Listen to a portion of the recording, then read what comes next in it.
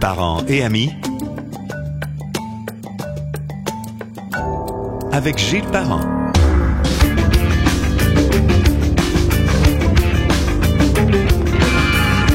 Bienvenue au balado Parents et amis que l'on écoute sur les principales plateformes numériques. Mon invité est un gars de médias qui a particulièrement œuvré à la radio durant sa carrière. Il a aussi travaillé, il a travaillé, oui, dans les médias écrits à la télévision. Merci. Salut Claude Thibodeau, comment ça va? Merci de reconnaître ça. Ouais, ça va très, très bien. Ça va bien, bon.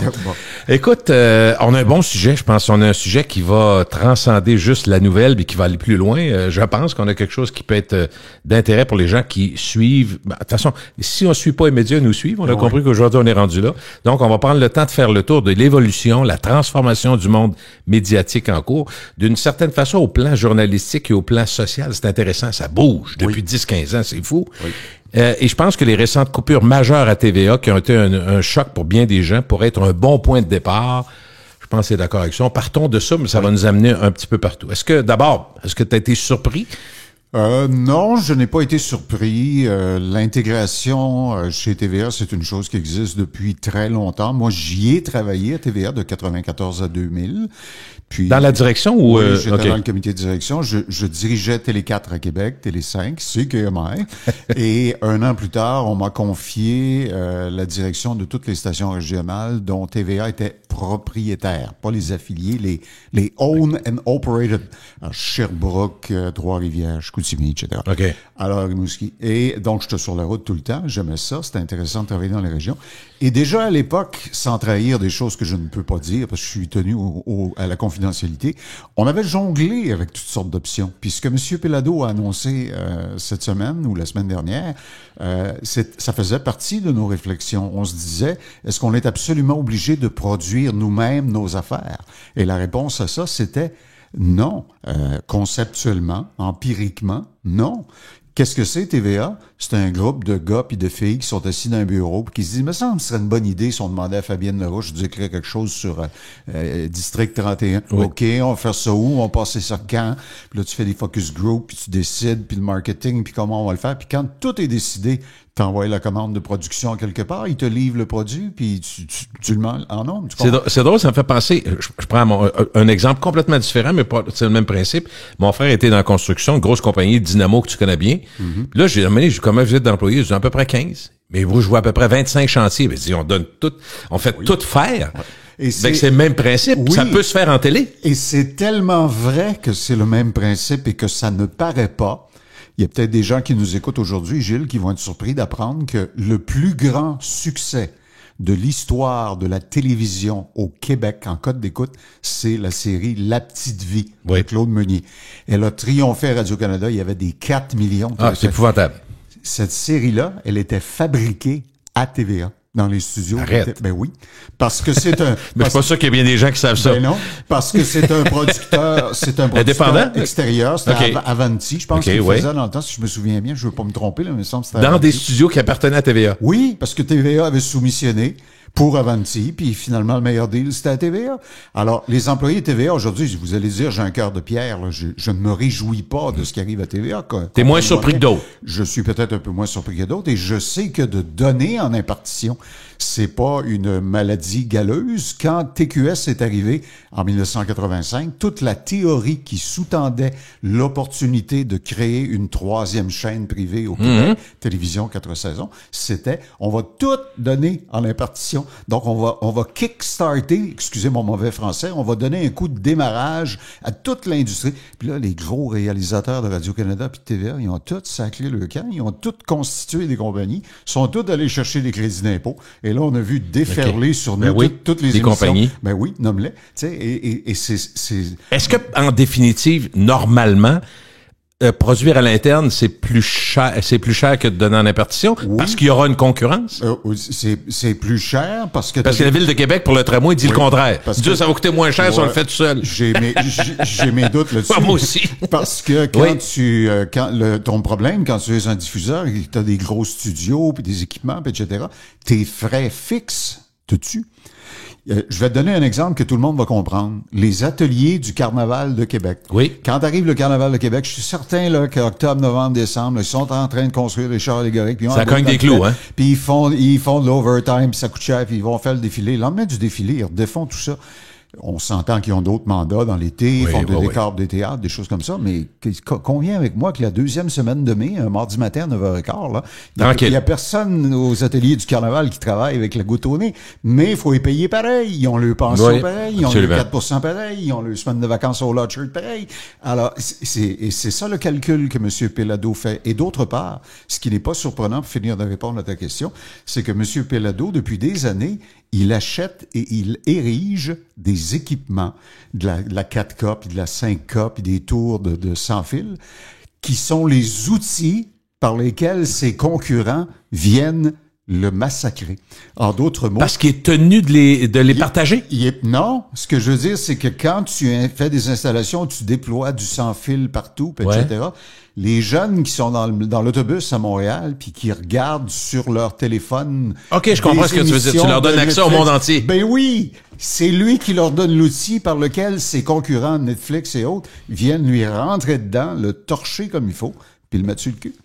On part avec les mises à pied, puis on se rend compte qu'il y a du tourment, il y a beaucoup de difficultés. Puis il faut quand même dire que 2022, 2023, mais je pense même juste 2023, on en fait un bout. Bell a mis beaucoup il a fait, surtout dans l'Ouest et en Ontario, mais beaucoup de mises à pied. Chorus, même chose. Les coops de l'information, ça a été la même chose. Il y a eu des mises à pied. Et finalement, on se rend compte que est-ce que, vu que tu connais assez ça, est-ce qu'il y a un élément hautement financier là-dedans? Parce que souvent, on dit, depuis qu'ils sont en bourse, ils n'ont pas le choix. Puis ça, c'est un élément. Après ça, tu as les craves de... Tu sais, il y a beaucoup d'influence. Laisse-moi te conter une anecdote. Ah ouais, donc. Qui, lorsqu'on me l'a raconté, m'a jeté sur le cul. En 1997, je suis chez TVA et on me demande de m'occuper du dossier de l'implantation de Global au Québec.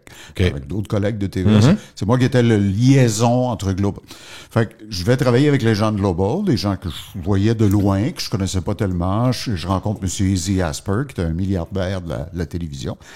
Et si je pensais que chez TVA, on savait comment faire la TV, je t'annonce que chez Global, là, c'est requin à la puissance 10. OK. Monsieur Asper aimait raconter une histoire. Je vous la fais, elle est simple. Il y avait en Nouvelle-Zélande une chaîne de télévision publique, une espèce de Télé-Québec, là. Pas aussi gros que Radio-Canada, puis un petit peu plus gros que Télé-Québec, quelque chose dans le genre. Et ça allait mal. Il était sur le bord de la faillite, même s'il était subventionné, puis tout ça. Alors, à un moment donné, le gouvernement stanne, puis il décide de vendre ça, de privatiser cette chaîne. Monsieur Asper se pointe, fait un chèque, il achète. Là, les gens disent, on a un nouveau propriétaire, c'est pas un gars d'ici, qu'est-ce qui va arriver? Fait qu'il se pointe, il convoque tout le monde à la cafétéria, puis il leur dit, je me présente, mon nom est Easy Asper, je suis votre nouveau propriétaire, j'aimerais ça que chacun à votre tour, vous me disiez, qu'est-ce que vous faites dans la vie? Fait que là, il y en a un qui s'est levé, qui dit, moi, je suis caméraman, OK. Toi, moi, je suis lecteur de nouvelles, etc. Et pour ton information, dans cette chaîne de télévision-là, les lecteurs de nouvelles se prenaient tellement pour des gens importants que c'est un hélicoptère qui allait les chercher à leur domicile chaque matin pour les amener au bureau, pour pas qu'ils aient besoin de se farcir le trafic. Ça te donne, te donne une idée. Okay. Alors, M. Asper fait Média le tour... de masse. Oui. M. Asper fait le tour de la bâtisse. Puis quand il a eu fini, il dit, vous avez rien compris. Vous comprenez rien. Vous m'avez pas dit ce que vous faites dans la vie. Vous m'avez dit comment vous occupez votre temps. Toi, tu occupes ton temps de cinéaste. Toi, tu rédiges des textes. Je vais vous dire ce qu'on fait dans la vie. On vend du savon, des chars, des serviettes sanitaires, des traitements dentaires, etc. Notre job, c'est de faire vendre ça. Tout l'espace entre les blocs publicitaires où on fait du bruit avec notre bouche, etc., c'est juste une façon d'attirer les yeux qu'on va livrer à nos clients et qui vont payer votre salaire et le mien. Si vous n'avez pas l'humilité d'admettre que vous n'êtes pas un instrument culturel, vous êtes une shop. Et si vous n'avez pas l'humilité d'admettre ça. Alors, dans l'expression... C'est pas complètement faux quand on enlève tous les artifices. J'ai fait une conférence une fois devant un groupe de radio communautaire et le gars qui était assis à côté de moi et qui était co-conférencier, c'était un éminent professeur d'université à l'UQAM à Montréal. Je tenais le genre de langage que je tiens là. Il était Furax? Scandalisé. Ben oui. Il m'a dit, ça n'a aucun bon sens ce que vous faites. Qu'est-ce que vous faites de la culture, puis etc. Et là, écoute, il était rouge en face, la grosse veine palpitait dans le front. Quand il a eu terminé sa colère, j'ai dit, vous êtes un éminent professeur d'université, etc. Vous faites ça depuis combien d'années? Le gars me dit, ça fait 25 ans, puis j'ai des diplômes, puis etc. Puis j'ai dit, vous êtes bénévole depuis 25 ans? Vous vous présentez au bureau gratis, vous enseignez gratuit à vos étudiants depuis 25 ans. Ben, il dit, ben non, je suis payé. Ah, OK! Vous aussi, vous faites le commerce de ce que vous savez. OK! Vous aussi, vous êtes un marchand. Vous vendez vos connaissances. Et voilà. Alors moi, je vends du divertissement. Est-ce que votre acte de vente est plus valable que le mien? Peut-être. On peut en discuter. Mais venez pas me dire qu'on est des guédounes si on reconnaît que dans le mot show business ou industrie culturelle, il y a le mot culture, mais il y a aussi le mot industrie. Ben oui, Tu sais, Monsieur Pelado, là, à la fin de la journée, si la Voix, hier soir, a eu 4 millions de téléspectateurs, ou 2 millions de téléspectateurs, il se lève pas le lendemain matin pour rentrer à son service de comptabilité. Il dit, bon, faites des factures pour les 4 millions de Québécois qui ont coûté ça, postez-le ça, puis demandez-le 2 piastres et quart chacun pour le bon temps qu'on leur a donné. Non, c'est pas à eux qui envoient des factures, c'est aux annonceurs qui étaient dans la pause publicitaire de l'émission La Voix. Et plus ça tire, plus ils leur chargent cher. Ou chanteur masqué, ou que sais-je encore. Et c'est ce bout-là de la business qui marche plus. C'est le deuxième bout. Il y a personne qui dit que le monde ne veut pas écouter les produits québécois. Il y a personne qui dit que District 31, c'est un flop. Personne dit ça. C'est la capacité de le commercialiser qui est sur le cul. Il y a ça. Si t'es d'accord, Claude, il y a ça, c'est une évidence pour moi, puis je trouve que c'est une belle façon de le regarder. Et il y a aussi, quand tu parlais de divertissement puis d'entertainer puis tout ça, il y a beaucoup de choses maintenant. Oui. Tu sais, les Crave de ce monde, les Netflix de ce monde. Mais moi, mon point, c'est est-ce qu'on peut uniquement parler de la compétition, l'évolution rapide de la technologie, la domination? Ça peut pas être que ça. Non. Est-ce qu'il faut aussi penser que l'évolution des médias nous amène où on est rendu invariablement? Exactement. C'est pas une fatalité. Ça, on a du temps, ça te tente de faire de remonter à Mathusalem? Presque. Je vais remonter au Moyen-Âge. Ben vas-y. Non, c'est intéressant de voir d'où on vient. Les bouleversements qu'on vit actuellement, évidemment, moi, ça m'amènerait. Il y a des gens qui vont trouver que j'exagère, mais je vais m'assumer. Je crois que nous sommes actuellement dans la phase où on assiste à la fin de ce qu'on appelle les masses médias. Les masses médias, c'est le média de masse, là. À mon avis, à moi, la mécanique, tu sais, on est comme des dinosaures et apparemment, quand la comète a frappé, ben là, ils étaient plus capables de manger les branches des arbres, puis ils sont tous morts de faim. Ben, à l'heure actuelle, la comète vient de frapper dans l'industrie des mass médias. Puis ce que tu dis, c'est pas on s'en va vers ça, on est là. On est dedans. On est là. On est déjà dedans. OK. On assiste, en fait, il y a deux forces complémentaires, si j'ose dire. Il y a les auditoires, puis il y a l'industrie de la pub. Et les médias, c'est l'endroit où les deux se rencontrent. Moi, je fabrique des auditoires, toi, tu fabriques des auditoires. Puis à un moment donné, il y a quelqu'un qui passe devant des chars, lui. Cossette ou je sais pas trop quoi, qui dit, moi, ça me prend 400 000 personnes pour acheter mes pilules chez Jean Coutu. Parfait, on va t'en vendre. C'est l'acte. C'est ça. Maintenant, on peut dire, c'est extraordinaire, puis quand on diffuse des téléthéâtres, puis des téléromans, on fait rayonner notre culture. Oui. Je suis tout pour ça. Mais fondamentalement, quand on parle d'industrie culturelle, on reconnaît qu'il y a un produit culturel, puis on reconnaît que c'est une industrie, donc il faut qu'elle marche en vertu de règles que je qualifierais de règles d'affaires. Juste là-dessus, pour bien suivre. Pour ceux qui nous entendent, ce que tu es en train de dire, c'est pas juste pour la télé, là. C'est pour les médias, en général. Parce que ça explique les problèmes d'à peu près tous les médias. Exact. Juste la prémisse, là. Oui, j'y viens. Et si on veut comprendre ce qui arrive, il faut analyser comment chacun des grands masses médias, à travers l'histoire, dans les sociétés, on va les qualifier de modernes ou démocratiques, les sociétés avancées, comment ils sont apparus, comment ils ont cru, comment ils ont pris de l'expansion, puis à un moment donné, ils ont comme plafonné. Chacun a eu un âge d'or, puis après ça, OK, à des vitesses variables. Et ce n'est pas arrivé pour les mêmes raisons, au même moment, dans chacune de ces industries-là. C'est asynchrone, comme disait mon professeur de philosophie, c'est comme désynchronisé. Si on veut regarder l'ordre d'apparition dans la société en général, quand je te dis que je vais aller loin, là, regardons les livres, qui étaient les premiers mass médias. Ensuite, il y a eu les quotidiens papier. Oui. Ensuite, il y a eu les périodiques, les magazines, etc. Après ça est arrivé l'affichage extérieur. On l'oublie, mais c'était quand même extrêmement important. Ensuite, la radio, le disque, le cinéma, la télévision, le câble, les canaux spécialisés, l'Internet et enfin, on est rendu là, les médias sociaux. Alors, il y a eu toute cette cascade-là, à peu près dans cet ordre-là. Okay? Depuis 100 ans, ça a bougé beaucoup, là. Oui. Alors, si on veut les regarder, ils ont eu chacun à peu près 3 phases. Donc, ils ont eu l'arrivée, la croissance et le déclin. Puis quand on regarde ce qui leur est arrivé à chacune de ces industries-là, on comprend un peu mieux que ce qui arrive à TVA ces temps-ci, c'est pas comme un hasard, c'est écrit dans le ciel, comme on dit? En quelque sorte, okay. Si on veut. OK. Alors, regardons-les un par un, puis tu vas voir qu'il y a des parallèles assez étonnants. OK? Les livres sont arrivés massivement au Moyen Âge. OK? Il y avait une pensée dominante, on érigeait ça en doctrine et on en faisait une diffusion massive. Mettons la Bible. Tu sais, la Bible est un bon exemple. Premier gros best-seller, la Bible. Le Coran. Tu sais, il y en a eu plusieurs autres. Alors, l'âge d'or est survenu dans les années 1850 à 1950. Il y avait des avancées dans l'imprimerie. C'était facile d'imprimer. Puis, les véhicules moteurs existaient, les camions, pour aller livrer les livres loin chez les t'assurais une meilleure diffusion, dans le fond. Ben oui, ça allait de soi. Puis, finalement, est arrivé, sont arrivés les médias électroniques, la radio, la télévision, le cinéma, qui, jumelés à un changement de génération, à ce moment-là, il y a des changements générationnels, là, tu sais, où... Modernisme s'installe un peu. Oui, puis la génération des plus vieux regarde les jeunes en disant, les petits Christ, tu sais, mais ces changements-là, nous, on les a connus quand on était jeunes, adolescents, puis qu'on voulait, dans le temps qu'il y avait des cheveux, on voulait tous avoir les cheveux longs, tu sais, puis nos parents trouvaient qu'on valait des pouilleux, tu sais, ces affrontements-là, ils arrivent à chaque changement de génération.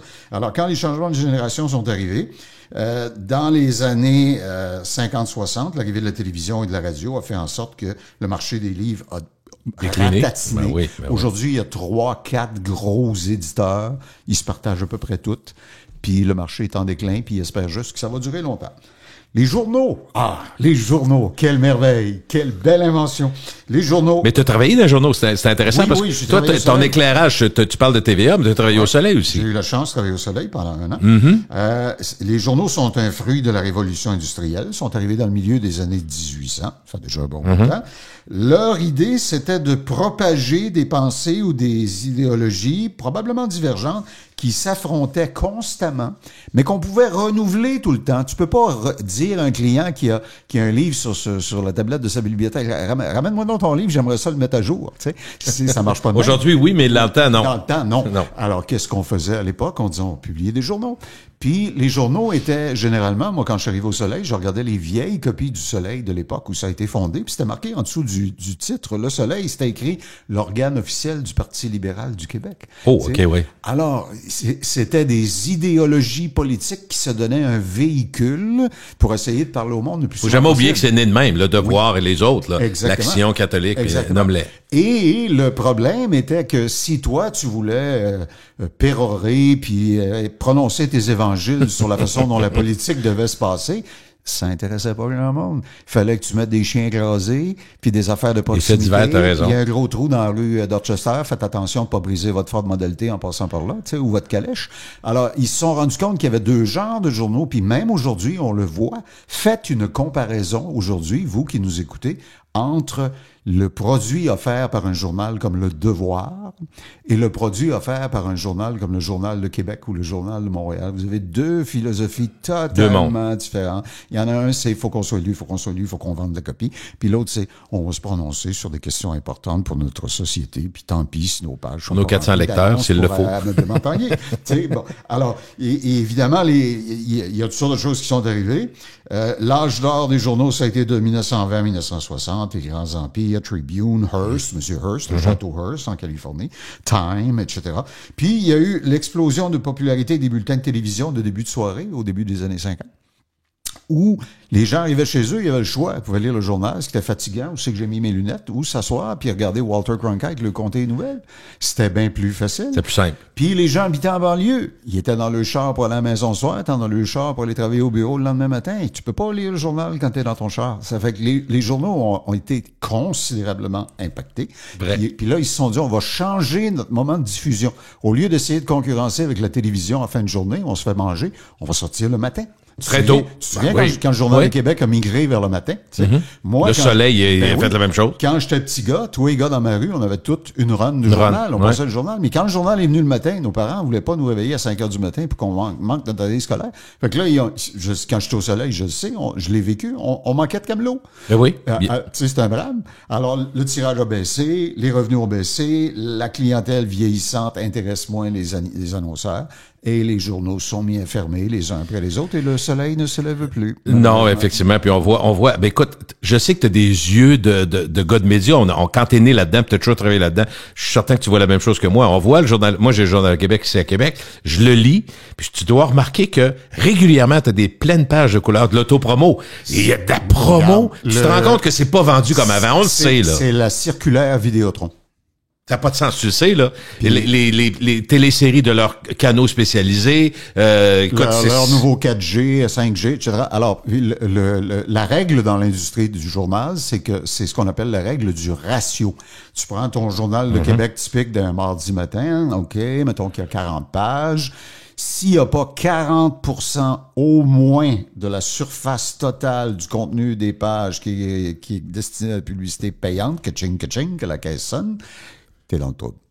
Puis ils le sont dans le trouble. Est-ce que c'est vrai que les journaux sont essentiellement... La pub est placée avant pour mettre les articles après?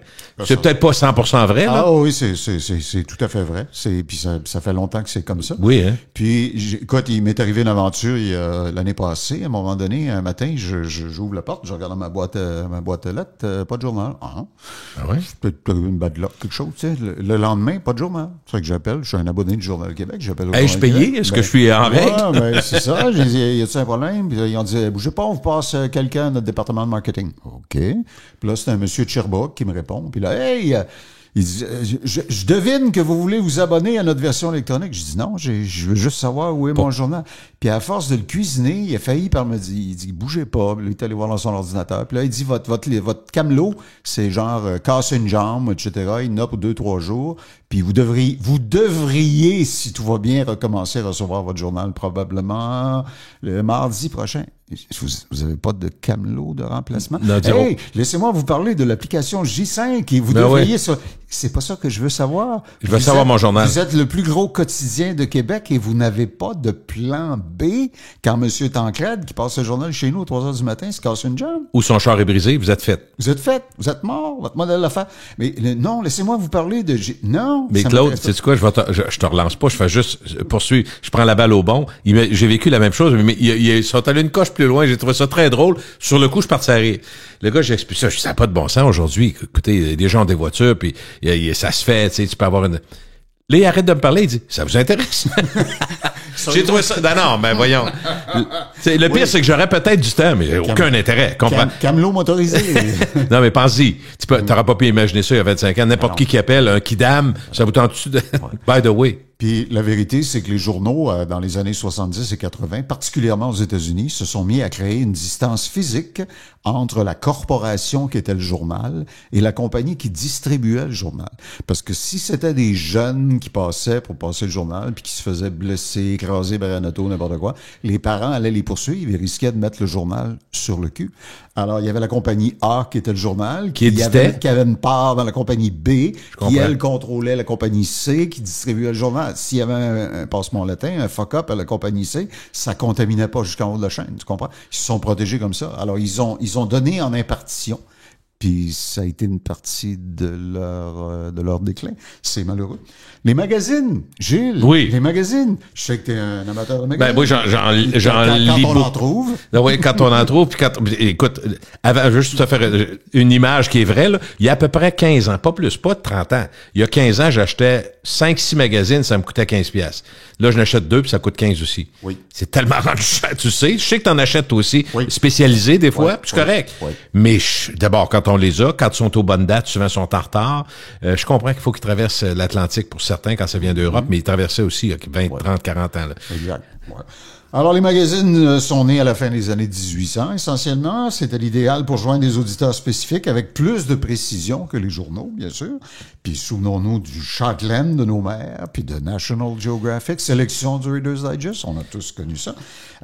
Les années 50 et 60 permettent de joindre des lecteurs qui ne trouvent plus leur compte dans les quotidiens, qui sont généralement très conservateurs. Alors, la génération plus jeune veut progressiste, entendre parler d'Elvis Presley, plus un peu, et de ses Rolling Stones. Exactement.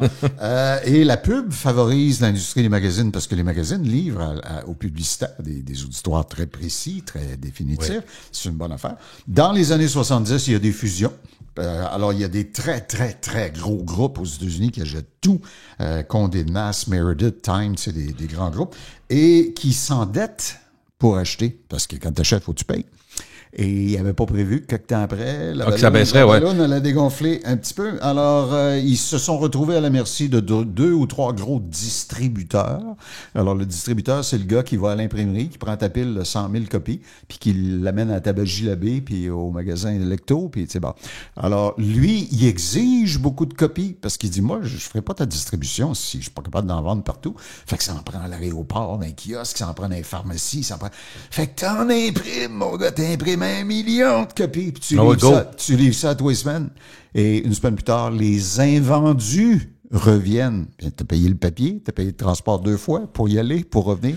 T'es noyé sous les invendus. Fait que là, faut que tu coupes. Si tu coupes, tu desserres moins de monde, t'es dans moins de kiosques. Si t'es moins, tu sais, la spirale est partie. La saucisse grade. Alors, ils ont vécu ça. En 2012, la plupart des grands groupes américains de magazines ont fermé des dizaines de magazines à la fois. Parce que ils y arrivaient plus. Puis aujourd'hui, si tu vas en kiosque, moi je vais souvent en kiosque, il en reste des magazines. Oui. Mais s'il n'y a pas l'Europe, souvent c'est plus maigre, hein, d'accord. Ouais. Puis d'autre part, tu parles de ça, mais en parallèle, quand l'âge d'or de l'imprimerie était là pour les magazines, même Québécois, le père avait des imprimeries, puis il imprimait beaucoup, mais il en a fermé en tabarouette. J'ai un ami qui travaillait dans la distribution pour les journaux, les magazines de Québécois comme le Lundi, puis ainsi de suite. Puis on jasait souvent, puis je lui demandais, tu sais, dis-moi donc ce qui... Pas de distribution dynamique, ouais, quelque chose entre autres. Ouais. Dis-moi donc ce qui marche puis ce qui marche pas, tu sais. Alors il disait, à un moment donné, il dit, dès qu'on met Céline, mais on ne surprendra personne ici, il dit, dès qu'on met Céline en première page, ça marche, OK? Puis il disait, à un moment donné, quand René Angélil est mort, ils ont fait une édition spéciale René Angélil, on se disait, ça va marcher, ça disait, patate. Il dit, ça revenait...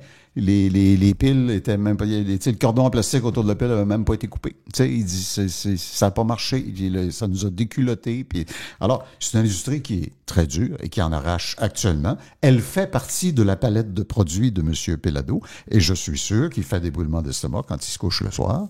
Puis qui dit, bon, mes magazines servent à mousser les vedettes de mes émissions de télévision. Mes magazines font pas d'argent tellement, mais si ça faisait vendre mes émissions de télévision, mais je me fais couper l'herbe en dessous du pied par la publicité en ligne, etc. C'est que finalement, c'est le chien court après sa queue.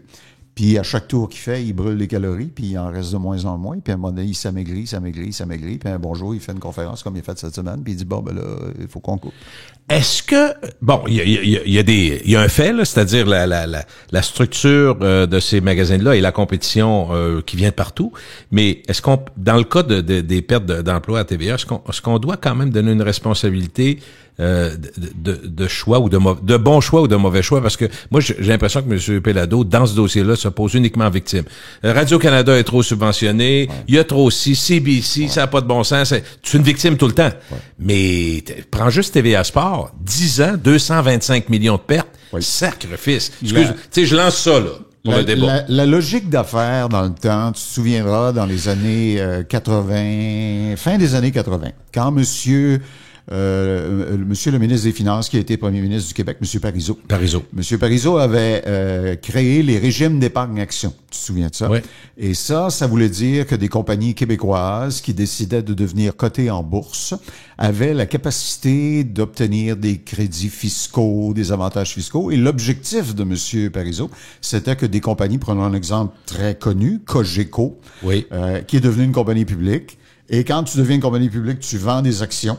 Et quand tu vends des actions, tu te retrouves à la fin de la journée, si ta vente a bien marché dans tes coffres avec, je dis n'importe quoi, là, mettons 100 millions de dollars. Mais là, tu as des actionnaires, ils ont acheté des actions. Il y a des attentes. Puis eux autres, ils te regardent, puis ils disent, qu'est-ce que tu vas faire avec ça? Tu vas pas porter ça à la Caisse populaire. J'étais capable d'y aller, moi, la Caisse populaire, sans toi. Fais fructifier ça. Dis-moi comment. C'est ça. Puis, tu sais, mais j'ai le parent en nombre, puis il faut que ça marche. Tu sais. Alors, ces corporations-là se sont retrouvées avec des comptes à rendre régulièrement. Et ça les mettait dans un état de nervosité exacerbé. Et là, il y a une espèce de grand courant philosophique qui a couru partout dans le monde, mais particulièrement au Québec et au Canada. C'était, il faut se diversifier. Et là, des groupes comme Métro, puis là, tu m'excuseras si je me trompe, là, c'est loin dans mes souvenirs, mais il me semble que Métro avait acheté Sport Expert ou une bannière. Oui. Puis là, tout le monde disait, mais voyons, pourquoi vous achetez ça? Ben, c'est parce que tout peut pas s'écrouler en même temps. Puis si les sports s'écroulent, la bouffe va continuer. Les vêtements, c'est ça. Oui, il y a une diversification. Alors, tout le monde s'est dit, la compagnie Cogeco, pour laquelle nous avons travaillé tous les deux, Cogeco, c'est un acronyme. Ça veut dire Compagnie Générale de Communication. Cogeco. Je savais même pas, mais merci de me l'apprendre. Et Cogeco, à l'époque, voulait être dans tout. Il avait acheté des publications à Montréal. Ils parlaient pas d'Astral Photo, eux autres, au départ, avant la fusion, c'est pas eux autres? Non, ça, c'est Bell et Radio Mutuelle qui Radio Mutuelle. Mais tout ça pour dire que Cogeco avait acheté des journaux dans la région de Montréal, des hebdomadaires. Puis, ça a été un échec. Ils avaient des stations... Des billboards? Il n'y avait pas des billboards? Un petit peu, oui. Ils ont acheté des stations Enfin, ils faisaient la représentation publicitaire pour les billboards à Montréal et dans le métro de Montréal. Ça, ils faisaient ça. Okay. Ils ont acheté des stations de radio, comme on le sait. Ouais. Ils ont aussi... ils ont investi dans d'autres compagnies de câble. Ils ont voulu se diversifier. Et à un moment donné, comme toutes les compagnies qui se sont diversifiées, ils se sont rendus compte, catastrophés un bon vendredi matin, qu'ils étaient dans toutes, mais dans rien. Mais ils n'étaient pas le plus gros à nulle part. Puis quand t'es pas le plus gros dans quelque chose, tu peux pas t'imposer. Tu peux pas dire à Jacques Tanguay, ben regarde, c'est ça, là. Ouais, ou rien. Ou rien. Ça va être rien. Voilà. Alors, qu'est-ce qu'ils se sont mis à faire? Ils se sont regardés entre eux autres, d'un parti de cabane à sucre, puis ils ont dit, regarde, moi, j'ai des câbles, là, je fais pas grand-chose avec ça, moi, t'échanger ça, donne-moi donc tes radios, etc. Fait que dans les années 90, ça, à quoi on a cité, tout le monde s'est échangé des actions. Je te donne ma radio, tu me donnes tes cash, je te donne Toronto, donne-moi ton câble à Vancouver, pour devenir gros. Le CRTC a fermé les yeux là-dessus. Alors qu'il n'aurait pas dû, logiquement, selon la loi de la Radio-Canada, mais il l'a fait parce qu'il disait, ouais, regarde, il faut... Les temps sont durs. Faut tolérer un peu, faut lui permettre de se réaligner. Et là, quand tu te retrouves comme M. Péladeau l'était, M. Péladeau père et M. Péladeau fils, dans une situation où t'es as toutes, puis t'as les plus gros dans chaque secteur. T'as TVA, t'as le Journal de Montréal, tu sais, nomme-les. Ouh, il y a peu de gens qui avaient une situation comme celle-là à leur disposition. Est-ce qu'il en a fait un bon usage? Est-ce qu'il l'a mené à bon port? Est-ce qu'il s'est pris pour le Messie puis il s'est trompé? Je vous laisserai déterminer. Mais Claude, est-ce que tu sais, il y a une période où c'était les vaches grasses, c'est-à-dire que ça fonctionnait. Puis je me demande si c'est pas un risque à ce moment-là de devenir arrogant puis de dire on n'a pas besoin de faire autre chose. Prenons, moi, il y a un exemple qui me frappe, qui m'a toujours frappé, c'est Blockbuster aux États-Unis. Bon, il y en a eu, on a eu Club Vidéotron ici, puis il y a eu des clubs vidéo, il y en avait à trois coins de rue, puis ça marchait à peine à la planche. Les autres disaient, écoute, on fait de l'argent avec le popcorn, on fait de l'argent avec tout, des 3 pour 1, ça marchait. Il y a personne qui avait vu venir Netflix, dans le fond. Netflix, puis l'affaire, c'est que... Netflix était l'un des leurs. Oui, en plus. Mais moi, en tout cas, je ne sais pas si tu le vois comme un élément majeur, mais autant la transition, dans certains cas, des médias traditionnels a pris des années, des fois des décennies. Quand sont arrivés les nouveaux médias, c'était pas mal plus rapide. Là. Oui, Netflix s'est imposé très rapidement. Oui. Puis, a réussi à avoir, et tu parlais des plus gros, à avoir tellement de capitalisation que ça devenait, c'est encore vrai aujourd'hui, plus que jamais. Dans le fond, ça devient très difficile de concurrencer. Oui, mais il y a certains de ces grands empires-là que l'on croit indestructibles qui, lorsqu'on gratte un peu, sont pas ce qu'on pense. Je vais te donner un exemple. YouTube. Tout le monde connaît YouTube. Oui. Tout le monde est allé voir une vidéo de chat sur YouTube ou un concert, les solos de guitare de David Gilmour dans Comfortably Numb ou je sais pas trop quoi. Tout le monde. YouTube, l'année passée, ça n'était pas rentable. Il perdait encore de l'argent. Ça doit coûter cher de bande passante en partant, là. Es-tu d'accord? Entre autres, mais... Donc, il y avait des revenus, mais beaucoup de dépenses. Ben oui. Tu sais, les frais fixes dont on parlait tantôt. T'sais. Alors, morale de cette histoire, c'est pas vrai que parce que tu es un nouveau média, tu es une panacée. Et il y a un domaine qui a presque effectué un miracle au cours des dernières années dans le grand spectre des masses médias, c'est l'affichage extérieur. Et je sais que ça peut sembler surprenant. On pense pas que ça arrive de là, mais ça arrive de là. Moins frappé que les autres, c'est ça que tu me dis? Oui. Eux autres sont nés dans le milieu des années 1800. C'était un phénomène qui était surtout dans les grandes villes. Oui.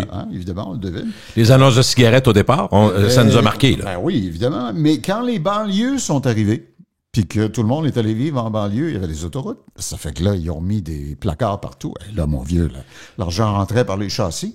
Puis, ça a bien fonctionné. Il y a eu les récessions, 74, 82, puis 2008. Et quand ces récessions-là sont arrivées, l'effet que ça a eu, c'est que les villes ont été durement impactées. Les budgets des villes ont souffert.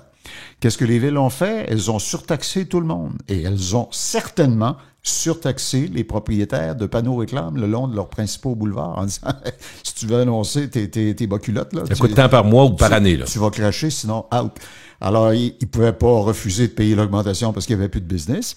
Ils ont refilé la facture à leurs clients. Les clients ont dit, ben là, c'est trop cher. J'ai une campagne de télévision dans le TVA 18h pour ce prix-là, pour le prix de 3 panneaux. Tiens, à un moment donné, il faut choisir. T'sais. Puis un panneau, ça bouge pas, ça parle pas dans ce temps-là. Ouais. Alors là, ils se sont dit, notre concurrence à la télévision, qu'est-ce qu'on va faire? Et ils ont inventé, puis t'en vois partout aujourd'hui dans les grandes villes, ces espèces de panneaux qui ressemblent à un gros écran, un gros lumineux, dans le fond. Oui, puis l'image, tu sais, là, un courtier d'assurance, t'es arrêté sur la lumière, t'attends, ça change, ça annonce un restaurant. Ça en passe plus en peu de temps aussi. Ils font de la TV.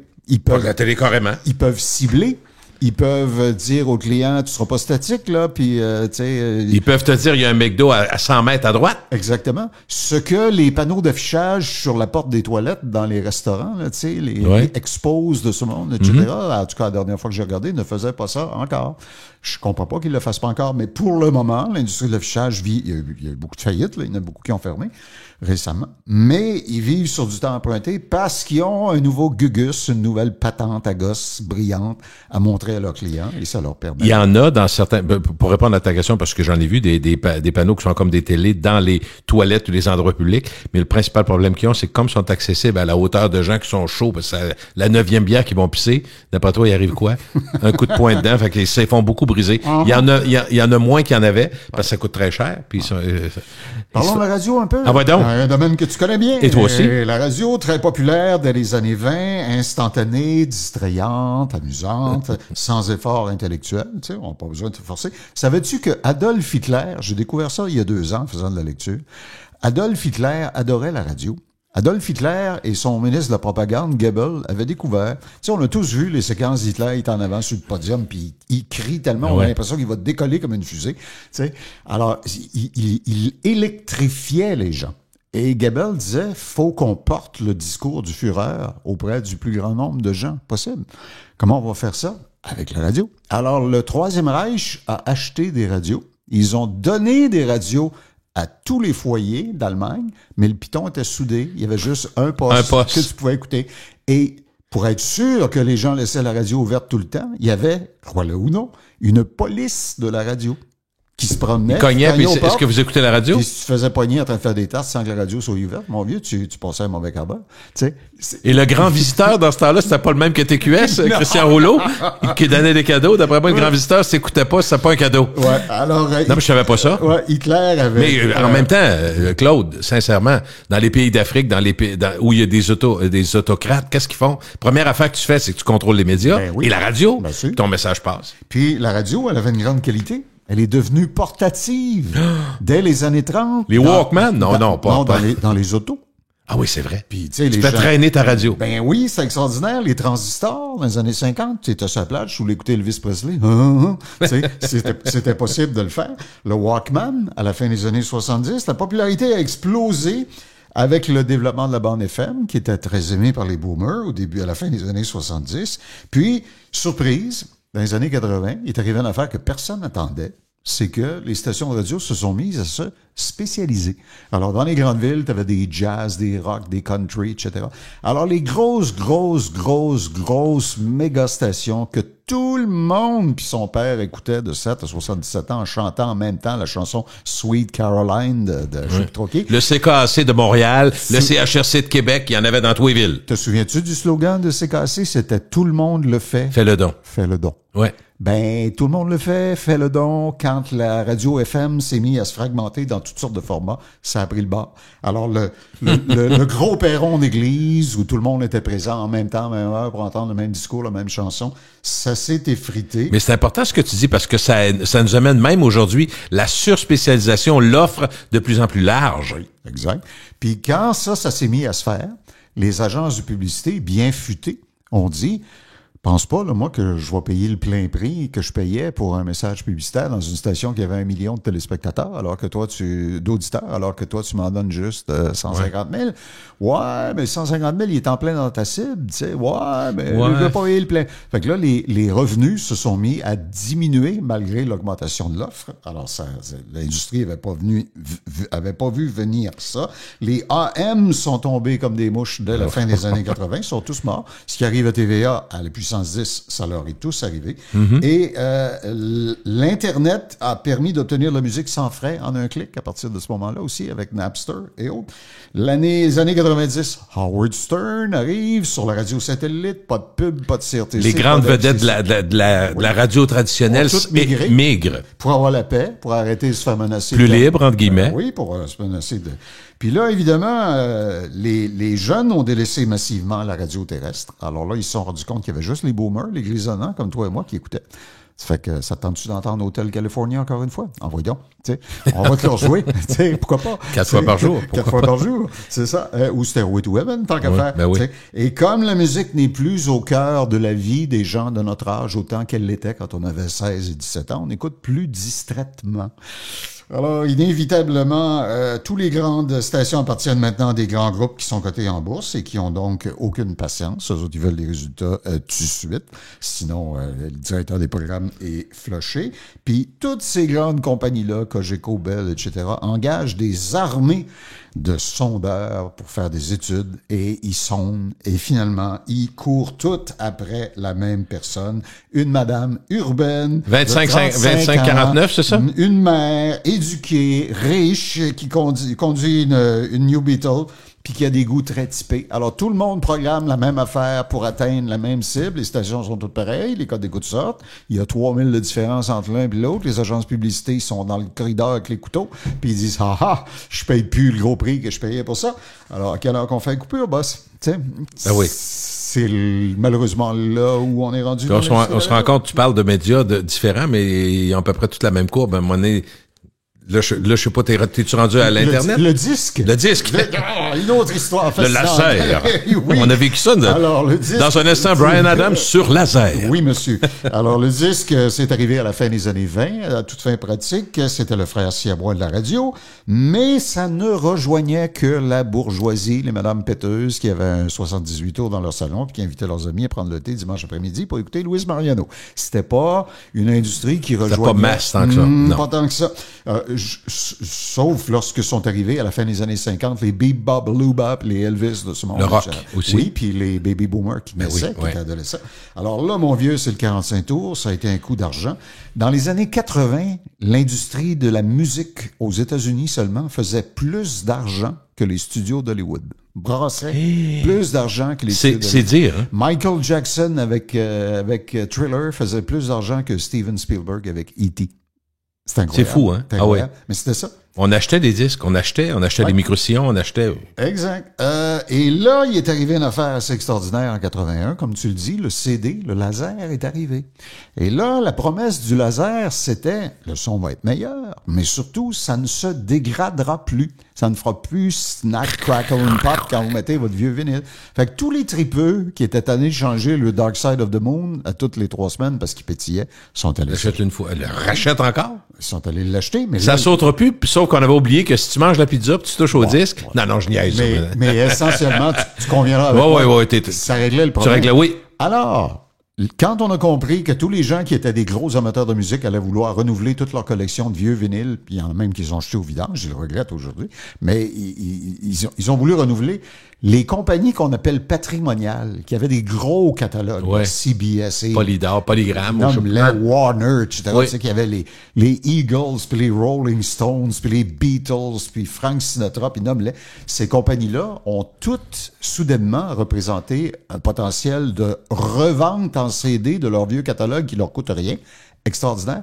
Les banquiers d'investissement de New York sont tous arrivés avec leur Mercedes, puis ils ont dit combien pour votre compagnie? Parce qu'ils savaient qu'il y aurait un bonanza d'achat. Fait que les grosses compagnies se sont toutes vendues. Les fonds d'investissement ont dit on met tout le catalogue en laser. Ça s'est vendu comme des bonbons pendant 5-6 ans. Puis après ça, ben, comme les CD, à part les tâches de pizza, ne brisaient plus, ben, le marché, les ventes ont chuté.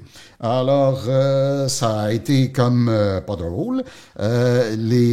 Napster est arrivé, ce qui leur a donné littéralement un coup de mort. Puis aujourd'hui, si tu vas faire un tour chez Archambault, une autre des excellentes propriétés de M. Péladeau, tu constates qu'il y a plus de cossins puis de tasses à café avec des faces de casse-têtes, des vrais casse-têtes. Oui, c'est fou. Tant que t'en veux. Des toutous. Puis si tu veux les disques qui sont dans le fond en arrière des guitares. Tu sais, je veux dire, c'est plus ça.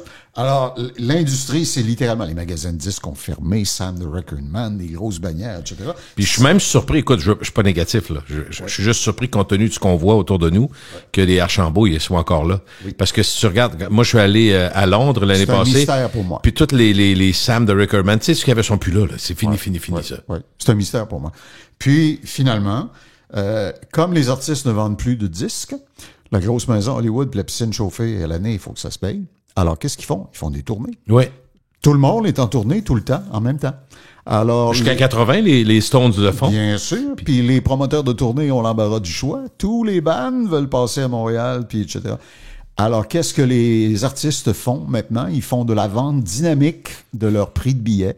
Alors, sortez votre carte American Express, les amis, si vous voulez voir Bruce Springsteen, là, qui vient de régler son ulcère d'estomac, parce que ça va vous coûter 890$ US, les 5 premières rangées. Chérie, on va y aller des fois qu'il meurt. Faut y aller avant qu'il meure. Oui. Fait qu'il y a une urgence. Tu vois comment ça s'est déplacé. Un impact technologique amène soudainement une refonte du modèle d'affaires. Alors que c'est un vieux modèle, dans le fond, les shows, les spectacles, qui est plus populaire aujourd'hui pour des raisons évidentes. Et l'argent dans tes poches aussi, les humoristes ont compris. Oui. Le cinéma. Ben oui. Le cinéma, c'est magnifique. Le cinéma, né dans les années 20, exclusif, coûteux, distribution régionale, décentralisée, anarchique dans le temps, tu sais. Toutes les petites villes avaient un cinéma où il y avait des programmes doubles, un en noir et blanc, l'autre en couleur. C'est un vieux monsieur qui sentait pas bon, qui vendait des billets dans sa petite cabine en avant. Puis, dans les années 80, soudainement, ça a été la doctrine de marketing des blockbusters. Oui, les gros. Alors, la question, c'était pourquoi est-ce qu'on se ferait suer à sortir des films un peu partout, puis voir comment ça marche, puis ça. Tant qu'à dépenser, puis tant qu'à avoir un momentum, puis tant qu'à avoir l'attention... Think big! Tant qu'à avoir l'attention des gens maintenant sur notre nouveau film qui s'appelle, je sais pas, Les Aventuriers de l'Arche perdue. On va le sortir partout. Il y avait même des cinémas qui étaient dotés de 10 salles et qu'il y en avait 5 qui présentaient le même film en même temps. Pourquoi? Parce que l'opération de marketing faisait que Nathalie Clark en parlait à TVA, puis Entertainment Tonight recevait l'acteur là, qui était caché dans le costume de E.T. Le magazine avait un article avec le réalisateur Spielberg. Et les clubs vidéo, même les clubs vidéo, ceux qui vivaient encore, en avaient 150 copies. Parce que des tonnes de copies. Oui, parce qu'on savait, savait que la fenêtre d'opportunité pour l'exploiter, c'était là, parce que le tsunami passait là. Puis la semaine prochaine, je t'annonce qu'il y a un autre tsunami. Puis l'autre tsunami, ça va être, je sais pas moi, Back to the Future ou suivi de E.T. ou suivi, tu comprends. Alors, cette façon de faire a littéralement tué les petits cinémas. Même les gros cinéplex ont de plus en plus de misère. Et l'industrie a tellement de produits en circulation, l'industrie de production du cinéma, que tous les dimanches soirs, quand on tabule les recettes de la fin de semaine, c'est là qu'on décide si le film va continuer pour une semaine ou non. Alors, s'il n'a pas scoré aussi fort qu'on pensait, ça a été un dud, comme on dit, ça n'a pas marché, ben, il se retrouve dans les bacs de rabais DVD chez Walmart, puis c'est ça, parce qu'il y en a un autre qui arrive tantôt, là. C'est fou. Puis le cinéma, écoute, là, tu parlais, mais la nouvelle façon de faire, il y en a une gang qui ont fermé, là. Puis j'ai un 4K. On a rationalisé. J'ai un 4K dans mon salon. Pourquoi je me ferais suer ça, c'est un autre élément majeur. À côté d'un gars Cinéma maison, c'est pas rare là, que les gens ça, là. Ouais. Même Steven Spielberg, en 2023, même Steven Spielberg a de la misère à financer ses films. C'est lui qui le dit. T'sais. Alors, la télévision. Ah, la télévision. Oui. Peut-être que ça va bien dans la télévision. Ouais. Peut-être que ça a déjà On arrive à notre sujet. oui, peut-être que ça a déjà été bien dans la télévision. Née dans les années 50, milieu des années 50, miraculeuse, prestigieuse, malgré une offre très réduite, elle est assortie d'une philosophie de divertissement qu'on dit souvent abrutissante. Et il y a un cas célèbre aux États-Unis qui est très drôle. Peut-être que tu savais ça. C'est ce qu'on appelle le cas Minot. Est-ce que le nom Minot te dit quelque chose? M-I-N-N-O-W. Minot. Non. As-tu déjà écouté Les Joyeux Naufragés? Oui. Dans Les Joyeux Naufragés, leur bateau s'était échoué sur une petite île au large de la Californie et leur bateau s'appelait le SS Minot. Je savais pas. Pourquoi est-ce qu'il s'appelait le SS Minot? Parce que le président du CRTC américain, le FCC, avait dit que la télévision était rendue un endroit où on ne trouvait que des stupidités abrutissantes, puis de la niaiserie, puis des comédies shows, puis des conneries. Là. Des conneries. Et que ça rendait un très mauvais service à la nation américaine que de continuer à faire ce genre de choses-là. Et les producteurs d'Hollywood qui faisaient les émissions à la Gilligan, eux autres ont décidé que pour le faire suer, M. Minot, il allait échouer un navire dans une série très populaire qui porterait son nom. Je savais pas ça. Ouais. Alors, le développement de la télévision est freiné par les monopoles. Il y a juste 3 grands groupes, ABC, NBC, CBS. Et aux États-Unis, il y a une règle qui s'appelle, ça coûte cher faire de la télévision, et il y a une règle qui s'appelle la règle des 7. La règle des 7, c'était que un grand groupe, comme, mettons, ABC, ne pouvait pas être propriétaire de plus que 7 stations à travers le territoire américain. Fait que la plupart du temps, il y avait New York, Los Angeles, Chicago, Dallas, Boston. Il y avait droit à 7. Passé 7, ils ne pouvaient pas en acheter d'autres parce qu'il aurait été dans une espèce de situation de monopole. À un moment donné, ils ont tellement chialé, ils ont tellement payé des lobbyistes que ça a monté à 12. Puis en 1981, le président Reagan, quand il s'est fait élire, puis qui était très... Il venait des médias, lui aussi. Lui, il voulait déflaboxer le gouvernement. Il a fait venir tous les gens de toutes les industries à la Maison-Blanche dans le premier mois de son mandat. Puis il a dit à chacun d'entre eux, vous, dans votre business, vous, monsieur, là-bas, là, vous faites de la télévision, ouais. Qu'est-ce que je peux faire pour vous? Comment puis-je enlever le gouvernement de dans vos jambes? Oui. Alors, les gens de la télévision, ils ont dit, permettez-nous qu'il n'y ait plus de limites sur le nombre de les règles. Ben, les nombres de stations qu'on peut posséder. Pas de problème, je vous fais ça demain matin.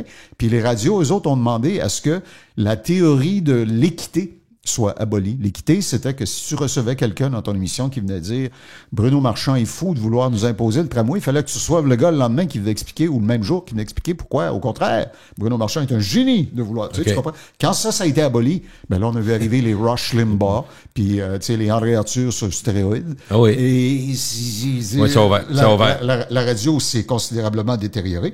La récession de 82 a eu un effet absolument extraordinaire. Beaucoup de stations locales aux États-Unis, dans les grandes villes, étaient tellement frappées par la récession qu'elles n'avaient plus les moyens de payer les droits de diffusion des shows niaiseux d'après-midi, tu sais, qui passent en reprise depuis 40 ans. Puis ils se disaient, qu'est-ce qu'on va faire? On peut pas juste mettre un gars et une fille avec des dents blanches Pepsodent pour dire, hey, bienvenue. C'est comment ça va? Les compagnies de disques sont arrivées à la porte en cognant en disant, hey, on a des petits films, nous autres, qu'on pourrait vous donner, tu sais, la nouvelle chanson de Sting, là, Money for Nothing, regarde, il y a un beau film qui a avec ça. Donc, sont nés les MTV et les autres. C'est que là, voilà. les stations de télévision ont rempli leurs ondes de fin d'après-midi au lieu de mettre des sitcoms avec des vidéoclips. Les jeunes sont mis à aimer ça. Il y a quelqu'un qui est assis chez eux qui a dit, sais-tu, il y a peut-être de quoi là. On devrait peut-être partir MTV. Qui ont parti MTV. Ça fait que là, tous les jeunes ont déserté la télévision traditionnelle. Il restait juste les vieux. Mais on voit les problèmes s'en venir parce que là, on voit où ça nous amène. On s'en vient vers chez nous, là. Alors, il restait juste les nouvelles. Puis le sport, le sport est parti à RDS. TSN, RDS, ESPN, c'est ça. Donc, sur-spécialisation. Exact. Puis des vieux qui écoutent. Alors, Mario Dumont, le matin, là, je veux pas dire quelque chose de méprisant parce que j'approche de cet âge-là, mais on pousse les chaises roulantes dans le salon du foyer pour personnes âgées, puis on ouvre la TV, puis Mario nous explique les mystères de la vie. Tu as peut-être vécu... ta fille Frédéric a quel âge? Fred a 40. Bon, tu vois, elle a 40. Est-ce qu'elle elle écoute la radio? Mais moi, j'ai des enfants 30 et 21. Mm-hmm. Et ils n'ont jamais écouté la radio. Non. Puis eux autres, aujourd'hui, j'ai dit, mais vous écoutez pas, ils écoutent des vidéos tout le temps. Puis là, ils sont rendus à l'époque où, parce qu'ils se font dire qu'ils écrivent mal, qu'est-ce qu'ils font? Ils font de messenger audio. Vocal. Fait que de même, tu vois moins les erreurs. Puis après ça, je me rends compte que, non, mais c'est vrai. J'ai dit, vous écoutez pas de la radio parler? Ben oui, mais pas celle que je pense. C'est les podcasts. J'entendais une promo du comique Dominique Paquette l'autre fois, qui fait un personnage, tu sais, de conspirateur, là, tu sais, d'anti-complotisme, et ainsi de suite, tu sais, puis qui crie à quelqu'un, c'est un numéro, une partie de son numéro, qui dit « Tabarnak, tu comprends rien, faut-tu que je te l'écrise? » Tu sais. Je trouve qu'elle résume très, très bien. Hey, parlons du câble un peu, M. Péladeau dans le câble. Absolument. Peut-être que l'avenir est dans le câble. On ne sait pas. Ben, par chance que le câble présentement, parce que c'est ça qui tient tout, là, d'après moi. Pour le moment. Fin des années 70, enfin la qualité de l'image, doublée d'une explosion de l'offre, dont les stations américaines de Plattsburgh. Alors, samedi après-midi, on pouvait écouter American Bandstand. Tu sais, c'était très excitant. L'érection des réseaux très étendus à travers les États-Unis parce que tout le monde voulait cette bonne qualité-là. Les antennes des oreilles de lapin sur le toit de la maison. Non, le câble, c'était quelque chose. La stabilité, la clarté. Exact. Mais ça permettait de faire voyager des choses très, très loin. Alors, on a découvert, bien sûr, qu'on pouvait créer des canaux spécialisés, des CNN de ce monde et autres, qui sont Discovery, tout ça, qui sont une créature du câble. En 2020, malheureusement, les câbleaux ont compris que leur vache à lait, qui étaient les ligues de sport professionnelles, la NFL, etc., sont soudainement pas mal moins intéressantes. Je suis sûr que si tu demandes à M. Péladeau, avez-vous payé trop cher à Gary Bettman? Je sais pas s'il va nous le dire, là, mais on connaît tous sa réponse. Et ça s'est amplifié pour les réseaux de câbles.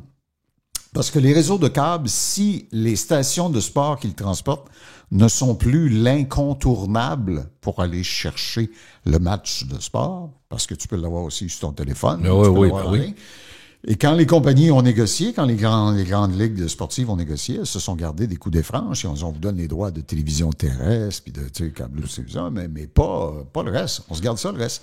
Et là, on a assisté à l'arrivée de ce qu'on appelle, je l'ai vécu l'année passée, parce que j'ai fait un mandat de marketing pour une personne ici au Canada qui voulait faire un développement de marketing aux États-Unis, et ça passait par le fait que je dois discuter avec les gens de Fox, la chaîne Fox Sport, entre autres. Et j'ai parlé au téléphone pendant des jours, comme par hasard, avec le vice-président du marketing, qui est un gars qui vient de la région d'Albany, dans l'État de New York. Un gars très gentil, par ailleurs. Et je sais pas si c'est parce qu'on s'entendait bien au téléphone, mais il a ouvert son cœur très grand pour moi. Et il m'a dit, mon vieux, tu peux pas t'imaginer comment est-ce qu'on se fait torcher. C'est dur, ça n'a pas de bon sens. Je dis, voyons, vous avez la NFL, vous avez le NASCAR. Hey, écoute. Il dit, écoute bien, là. Il dit, le problème qu'on a, là, il dit, c'est que la majorité des populations vivent sur la côte Est et sur la côte Ouest. Et il y a 3 heures de différence. Fait que là, on est rendu au point où on exige des ligues de sport qu'elles fassent débuter leurs événements plus tard pour que quand ils se déroulent live, on les ait à une heure raisonnable sur la côte ouest. Parce que si tu fais un match de hockey qui commence à 7 heures à New York, il est toujours bien 4 heures à Los Angeles, puis les gens sont pas devant le TV, ils sont soit au bureau, soit poignés dans le char. Alors, fait qu'il dit, on a tout essayé, on a sorti sans la roche partout, puis il dit là, la dernière claque sur la gueule qu'on vient d'avoir, c'est les agrégateurs. Je dis, ouais, qu'est-ce que tu veux dire? Il disait, les agrégateurs, c'est les gens qui ont passé des ententes avec les grandes ligues pour avoir le droit de diffuser en ligne, instantanément, à la fin d'un match, les meilleurs moments du match. Alors, quand Joe Blow là, monte et la met dans le but, etc., pourquoi tu te farcirais 3 heures d'un match médiocre alors que le bout enlevant excitant il va être là. Ils vont te le montrer, les autres. Puis ça coûte rien si tu acceptes les publicités gratuites, tu sais, qu'ils vont diffuser au début et à la fin. Fait qu'ils disent, on est en train de se faire manger. Et c'est tellement vrai que ma job à moi, c'était de trouver des clients qui pouvaient être intégrés sous forme publicitaire à l'intérieur de certaines des activités sportives de la Ligue. Et quand je devais aller valider si j'avais le droit de faire un deal avec ces gens-là auprès du réseau Fox, Fox me disait, on va te revenir demain, on regarde ça, on te revient, voir si ça viole pas aucun contrat. Et le lendemain, mon client que je prospectais m'appelait pour me dire, Fox m'a appelé hier et finalement, je ne ferai pas affaire avec toi et ton athlète, je vais faire affaire avec la Ligue, avec le réseau Fox. Ils m'ont fait... Okay. En d'autres mots, ils cannibalisaient le travail que je venais de faire pour un de leurs athlètes participants. Assez excellent. Alors, quand il me dit, on est à côté, puis ça va pas bien, puis ça va mal, donc les compagnies de câble, je suis sûr que M. Pelado, il pense à ça, parce que M. Pelado, il n'a pas eu la franchise de la Ligue nationale dans son beau gros centre Vidéotron à Québec. Il a payé trop cher pour diffuser des matchs que le Canadien n'est pas capable de jouer dans le sens d'abord, puis, sincèrement, si tu me donnes la chance de parler d'un choix qu'il y avait, comme c'est lui qui payait les droits, il avait le choix de prendre soit les matchs de la semaine ou celui du samedi soir et les séries et les matchs spéciaux qui intéressent personne comme les matchs des étoiles. Il a choisi le samedi soir. Ça aurait été bon en 76 puis en 84, mais aujourd'hui... Bon, alors, moi, je pense qu'il a fait le mauvais choix, tellement que mon beau-père me disait « Hey, le hockey est encore RDS. » Pourquoi? Parce que quand tu écoutais le hockey le lundi, le mardi, le mercredi, le jeudi, le vendredi ou le dimanche, t'as tout le RDS. Ah oui. TVA a regardé le samedi soir et les séries. Puis qu'est-ce que le Canadien a fait? Il n'a pas fait les séries. Fait que je veux pas... C'est facile de dire ça, là, mais... Non, mais puis M. Bettman, qui est on peut ne pas aimer Gary Bettman, j'ai pas d'opinion sur lui. Ils sont rendus bien plus riches, eux autres. Oui, puis M. Bettman est un habile négociateur et il sait qu'une négociation, c'est un rapport de force. Et s'il met tous ses œufs dans le même panier puis qu'il donne tout à M. Pelado, il y aura pas de pouvoir de négociation de prochain coup. Alors, il en a donné une partie à RDS, il en a donné, c'est-à-dire vendu, puis il en a vendu une partie à M. Pelado. Et là, quand le contrat va arriver à terme, puis là, il y a un troisième joueur qui vient s'ajouter, Apple TV. Il va y en avoir d'autres. Amazon s'en vient aussi là-dedans. Ben oui, Amazon s'en vient. Google va... Parce qu'eux autres, ils ont des centaines de milliards. Mais je veux juste revenir sur un élément important parce que, prenons RDS, on le connaît au Québec, on peut prendre TVA Sport, on peut prendre TSN, mais une des choses qui était très forte, particulièrement pour ceux qui suivent un sport en particulier, c'était d'écouter les émissions genre Sport 30 le matin, qui étaient diffusées 6h, 6h30, 7h, 7h. C'est encore vrai, là? C'est encore là.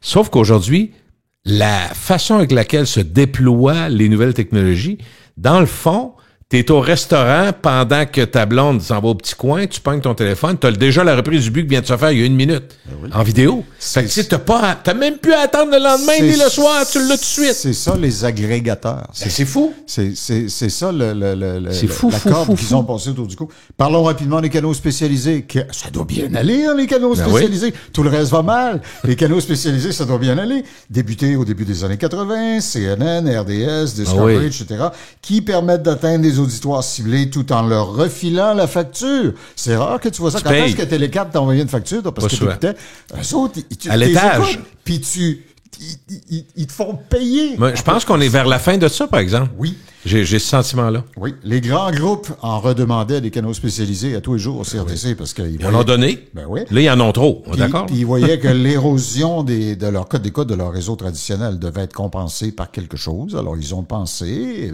peut-être erronément, que l'avenir et la survie étaient dans les canaux spécialisés. Mais l'écoute familique des canaux spécialisés en dehors des heures de pointe, à 10h15 avant midi, là, canal machin, là, qui passe des documentaires sur la façon de vidanger ta fausse sceptique, là. Non. Il n'y a pas 1 million de personnes qui écoutent ça, là, tu sais. Alors, comme la publicité se vend en coup par 1000, ça rapporte pas grand-chose. Ça s'est écroulé. Donc, ils ont moins de revenus, ils peuvent pas acheter des émissions de qualité. Comme ils peuvent pas acheter des émissions de qualité, il y a moins de gens qui écoutent, etc. Alors, tout finit par se ressembler. Ça va pas nécessairement... Puis Netflix vient d'arriver. La volée. Alors, bonne chance aux canaux spécialisés. L'Internet, rapidement, instrument de recherche universitaire qui se démocratise au milieu des années 80.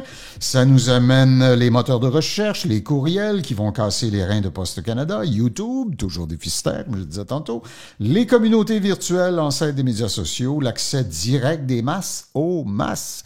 Quand tu passes par l'Internet, n'importe qui peut parler à n'importe qui. Ouais. Et t'as l'accès direct aux masses. C'est le plus gros, comme Facebook, le plus gros perron d'église au monde. Exactement. T'es d'accord? Oui. L'agonie de l'industrie du disque a été accélérée, bien sûr. Le clou dans le cercueil, ça a été l'arrivée de l'Internet, bien sûr, avec les Napster de ce monde.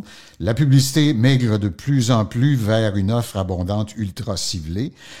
L'écoute sur demande de films, d'émissions de séries, parfois exclusives, permet d'envoyer promener les décideurs des grands réseaux. Tu n'as plus besoin d'attendre que le directeur des programmes veuille bien te passer l'émission. Tu veux la regarder, tu la regardes maintenant. Les médias sociaux, on arrive, on a quasiment fini. Les médias sociaux, nés directement du sans-fil et de la téléphonie cellulaire, sans fil. C'est pour ça que je disais que M. Pelado construit les tours de 4G puis de 5G avec lesquels les barbares qui sont en train de massacrer son fonds de commerce. Quand tu y penses, c'est vrai. Oui. Ça permet l'accès direct à tous les internautes, mais individuellement, ce qui n'existait pas avant. Alors, fini les contraintes d'horaire, où et quand tu veux, n'importe qui s'improvise diffuseur, les grands médias ne savent pas comment riposter, la pub y abonde, même François Legault, un podcast. Ouais, moi je fais des podcasts, puis j'aime ça, mais on comprend que pour la plupart des gens qui en font, c'est pas de cash, plus que podcast. Je comprends. C'est très difficile. Puis d'ailleurs, il va falloir parler de pub tantôt. Là. Finissons le tour. Alors, on constate que plusieurs de ces déclins ont des causes similaires qu'on peut résumer comme suit. OK, c'est ma théorie. Tous les mass médias, à leur heure de gloire respective, ont prospéré malgré, je le répète, malgré leur formidable, leur scandaleuse inefficacité, jusqu'à ce qu'un autre médium arrive et propose plus d'efficacité qu'eux. Prenons des exemples. Le journal se renouvelait plus vite que les livres, les magazines ciblaient mieux vos intérêts précis que les journaux, le web permettait de trouver encore plus précisément des contenus désirés majoritairement gratuits, et ainsi de suite. Alors, M. Pelado a compris qu'il peut, à ce stade-ci, juste tenter de limiter les dégâts, malheureusement, et pour y parvenir, il diminue ses frais fixes, réduit au minimum sa production interne, élimine les redondances, liquide les immeubles, parce qu'il se dit que c'est pas fini, lui, là. Il est en dessous du train actuellement, puis le train continue de passer sur lui, là. T'sais. Donc, c'est pas, puis il est pas sorti du bois, c'est un peu ce qu'on dit présent. Puis il sait aussi ce qui est le pire. Ce qui est le pire, je crois, pour M. Pelado, c'est que M. Pelado sait que ceci arrive dans un pays où le CRTC a toujours fait sienne la théorie du contrôle de l'offre.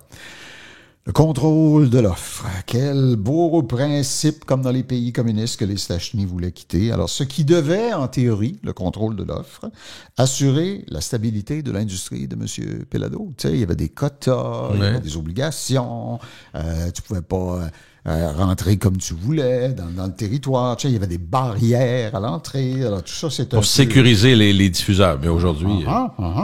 Et cette obsession-là de se protéger contre ce qui arrive aux États-Unis, les quotas, les barrières, la gestion de là, c'est encore bien plus, c'est encore bien plus foubraque au Canada anglais.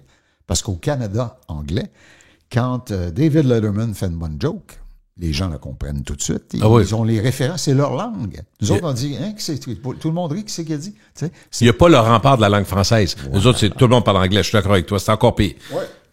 Mais évidemment, dans cet univers que le CRTC voulait contrôler, le cheval de Troie, ça a été le web, ça a été la transmission sans fil. Le monde entier. Ben oui, ça a été la transmission sans fil.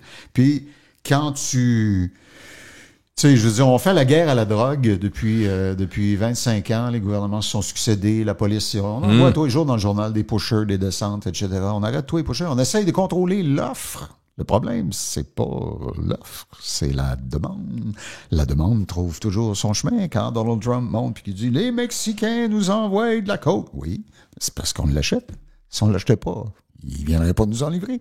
Alors, moi, je crois à l'heure actuelle que c'est pas beau ce que je viens de dire, c'est pas le fun. Là, tu sais, je fais un tour, il y a des gros nuages noirs, et je garde le sourire pas parce que je me réjouis de tous ces problèmes-là. J'ai de la nostalgie, tout comme toi. J'ai eu la chance de bien gagner ma vie dans le domaine des médias. J'aimerais bien que ceux qui me suivent puissent aussi faire la même chose. L'industrie est en plein bouleversement, et je crois maintenant que si on regarde les moyens par lesquels on a tenté de régler ça, la loi C-18, obliger les grands agrégateurs à payer. Il n'y a pas un qui veut payer, là, c'est pas compliqué. Là. Ça ne marchera pas. Il faut trouver autre chose. Là, Google a annoncé quelque chose. En tout cas, je lisais Luc Dupont, le professeur de marketing, qui disait que c'est la ministre Saint-Onge à Ottawa qui a dit, écoutez, il y a une avancée. Eux autres sont pas prêts à payer pour les médias. On les comprend. Parce que c'est un média eux-mêmes, d'une certaine façon. D'une grande façon, même, je te dirais. Mais on dit, on serait peut-être prêt à mettre un fonds journalistique. C'est-à-dire mettre 100 millions. Je dis pas que ça règle tout, là. Non. Mais probablement que ça a plus de chances de marcher, ça. Je vais te dire. Mais on le donne à qui après? Je vais te dire pourquoi ils font ça. Tu y crois pas? Pourquoi ils font ça, tu veux dire? Non. Ce que j'allais dire, dire... OK, vas-y. Ma réflexion, j'ai eu l'occasion il y a quelques années d'aller faire un mandat de formation en marketing en France dans un réseau de stations FM. OK. Alors, ils cherchaient... En France, à ce moment-là, le gouvernement permettait... Enfin, aux stations de radio indépendantes françaises qui appartenaient à des intérêts privés, des FM pour la plupart, leur permettait de vendre de la publicité locale. Pour nous, ça a l'air banal parce qu'on fait ça depuis la nuit des temps. Mais là-bas, c'était nouveau. Alors, la question que les grands patrons des réseaux se posaient, c'est on va faire ça comment? Y a-tu marcher? Y a-tu de l'expertise là-dedans? Comment ne pas se tromper, etc. Ça fait que là, ils cherchaient des gens qui avaient ce que j'appellerais l'expérience nord-américaine, mais qui pouvaient venir les coacher en français. Alors, pour toutes sortes de raisons, à un moment donné, mon téléphone sonne, on me dit, ça t'intéresse-tu? J'y vais, etc. Puis, tu sais, je les passe au cash comme il faut, puis je leur explique que je le mets les yeux vis-à-vis des trous, comme on dit. Puis, je fais pas de magie, mais j'ai eu la chance, tu sais, on a travaillé ensemble beaucoup, tu sais, j'ai eu la chance d'expérimenter toutes sortes d'affaires qui ont bien marché, ça marche. En télé, etc. Alors, je vais là-bas, mais avant d'y aller, je me renseigne pour savoir, eux, ils veulent que je leur dise où est-ce qu'on s'en va. Mais moi, je voulais savoir d'où ils venaient. Alors, en France, la radio recevait ses revenus publicitaires, qui n'étaient que des revenus nationaux. Par nationaux, on entend là, les Budweiser, puis les Coca-Cola, General Motors de ce monde, qui, eux, ont le même produit partout, puis ils achètent de la publicité massivement. Ce n'était que des revenus nationaux jusque-là, d'où l'ouverture à la possibilité de vendre de la publicité locale. Et c'était administré par une régie. Alors, la régie publicitaire radiophonique française discutait avec les Michelin, les Renault, les Citroën. Au nom de tous les autres. Oui, monsieur. Et il collectait tous les dollars publicitaires de ces gens-là et il les redistribuait. Alors, pour répondre à ta question... Google, c'est ça. Là, tu parles du 100 millions Google, là. Pour répondre à ta question, c'est, on les redistribue comment? C'est pas compliqué. On va regarder les parts de marché que vous avez dans chaque ville. Et si la ville de Lille, dans le nord de la France, représente, je dis n'importe quoi, là, 21% de l'écoute totale de la radio en France, elle va recevoir 21% des revenus totaux générés par Michelin et toutes les autres. Et on va le distribuer entre les stations au prorata de leur code d'écoute dans ce marché. C'est comme ça que ça marchait. Et ça marche encore comme ça. Mais ils ont rajouté en plus la possibilité pour les stations locales d'aller vendre de la publicité locale, toc, toc, toc. À la boucherie du coin. Oui, monsieur. Et c'est ça qu'ils voulaient que je leur raconte comment ça marche, c'est quoi les objections, puis comment s'y prendre, puis ainsi de suite. Alors, c'est ce que je suis allé faire. Mais je repensais, quand je voyais les déboires de mes collègues chez TVA et ailleurs, puis tout ça, puis l'effondrement du marché publicitaire, je me suis dit... Dans un pays comme le Québec, je dis pays, dans un territoire comme le Québec, tu sais, c'est tricoté serré, on se connaît, il y a encore, d'une certaine façon, une espèce d'esprit communautaire, tu sais, qui dit, bon, on est 12 012, puis tu sais, on est 6 millions, faut se parler, comme je chantais la pub dans le temps, tu sais, on a encore des jardins, même si ça fait des malheureux des fois, tu sais, on a encore une espèce de fibre communautaire. J'ose espérer qu'il en reste encore. Oh oui. Oui. Alors, il y a deux philosophies dans le domaine des affaires impliquant le gouvernement. On peut dire, le gouvernement va juste être à l'extérieur, va fixer des règles et va laisser les choses se faire, ou le gouvernement va devenir un acteur de l'acte commercial, comme il le serait, par exemple, avec l'Auto-Québec ou avec la Société des alcools du Québec. Je comprends. Bon. Alors, je reviens à mon exemple des régies françaises. Si, je lance l'idée, là, je ne dis même pas que mon idée est bonne. Je pense qu'elle est bonne, mais je fais juste la lancer. OK? Si on créait au Québec une régie, OK, qui pourrait s'appeler, qui serait somme toute un moteur de recherche. On créerait un moteur de recherche comme Google est un moteur de recherche. On pourrait l'appeler le moteur bleu pour les fins de la discussion. Après, tu sais, j'ironise, là, mais... Non, je comprends. Et si... On disait aux citoyens québécois, si vous voulez sauver vos radios, vos journaux, vos télés qui en arrachent parce qu'ils se font torcher par Google, pourquoi ils se font torcher par Google? C'est assez simple, je vais vous l'expliquer en 60 secondes ou moins. Imaginons que vous avez un commerce d'articles de sport dans un centre d'achat comme Place Sainte-Foy. Oui. Imaginons.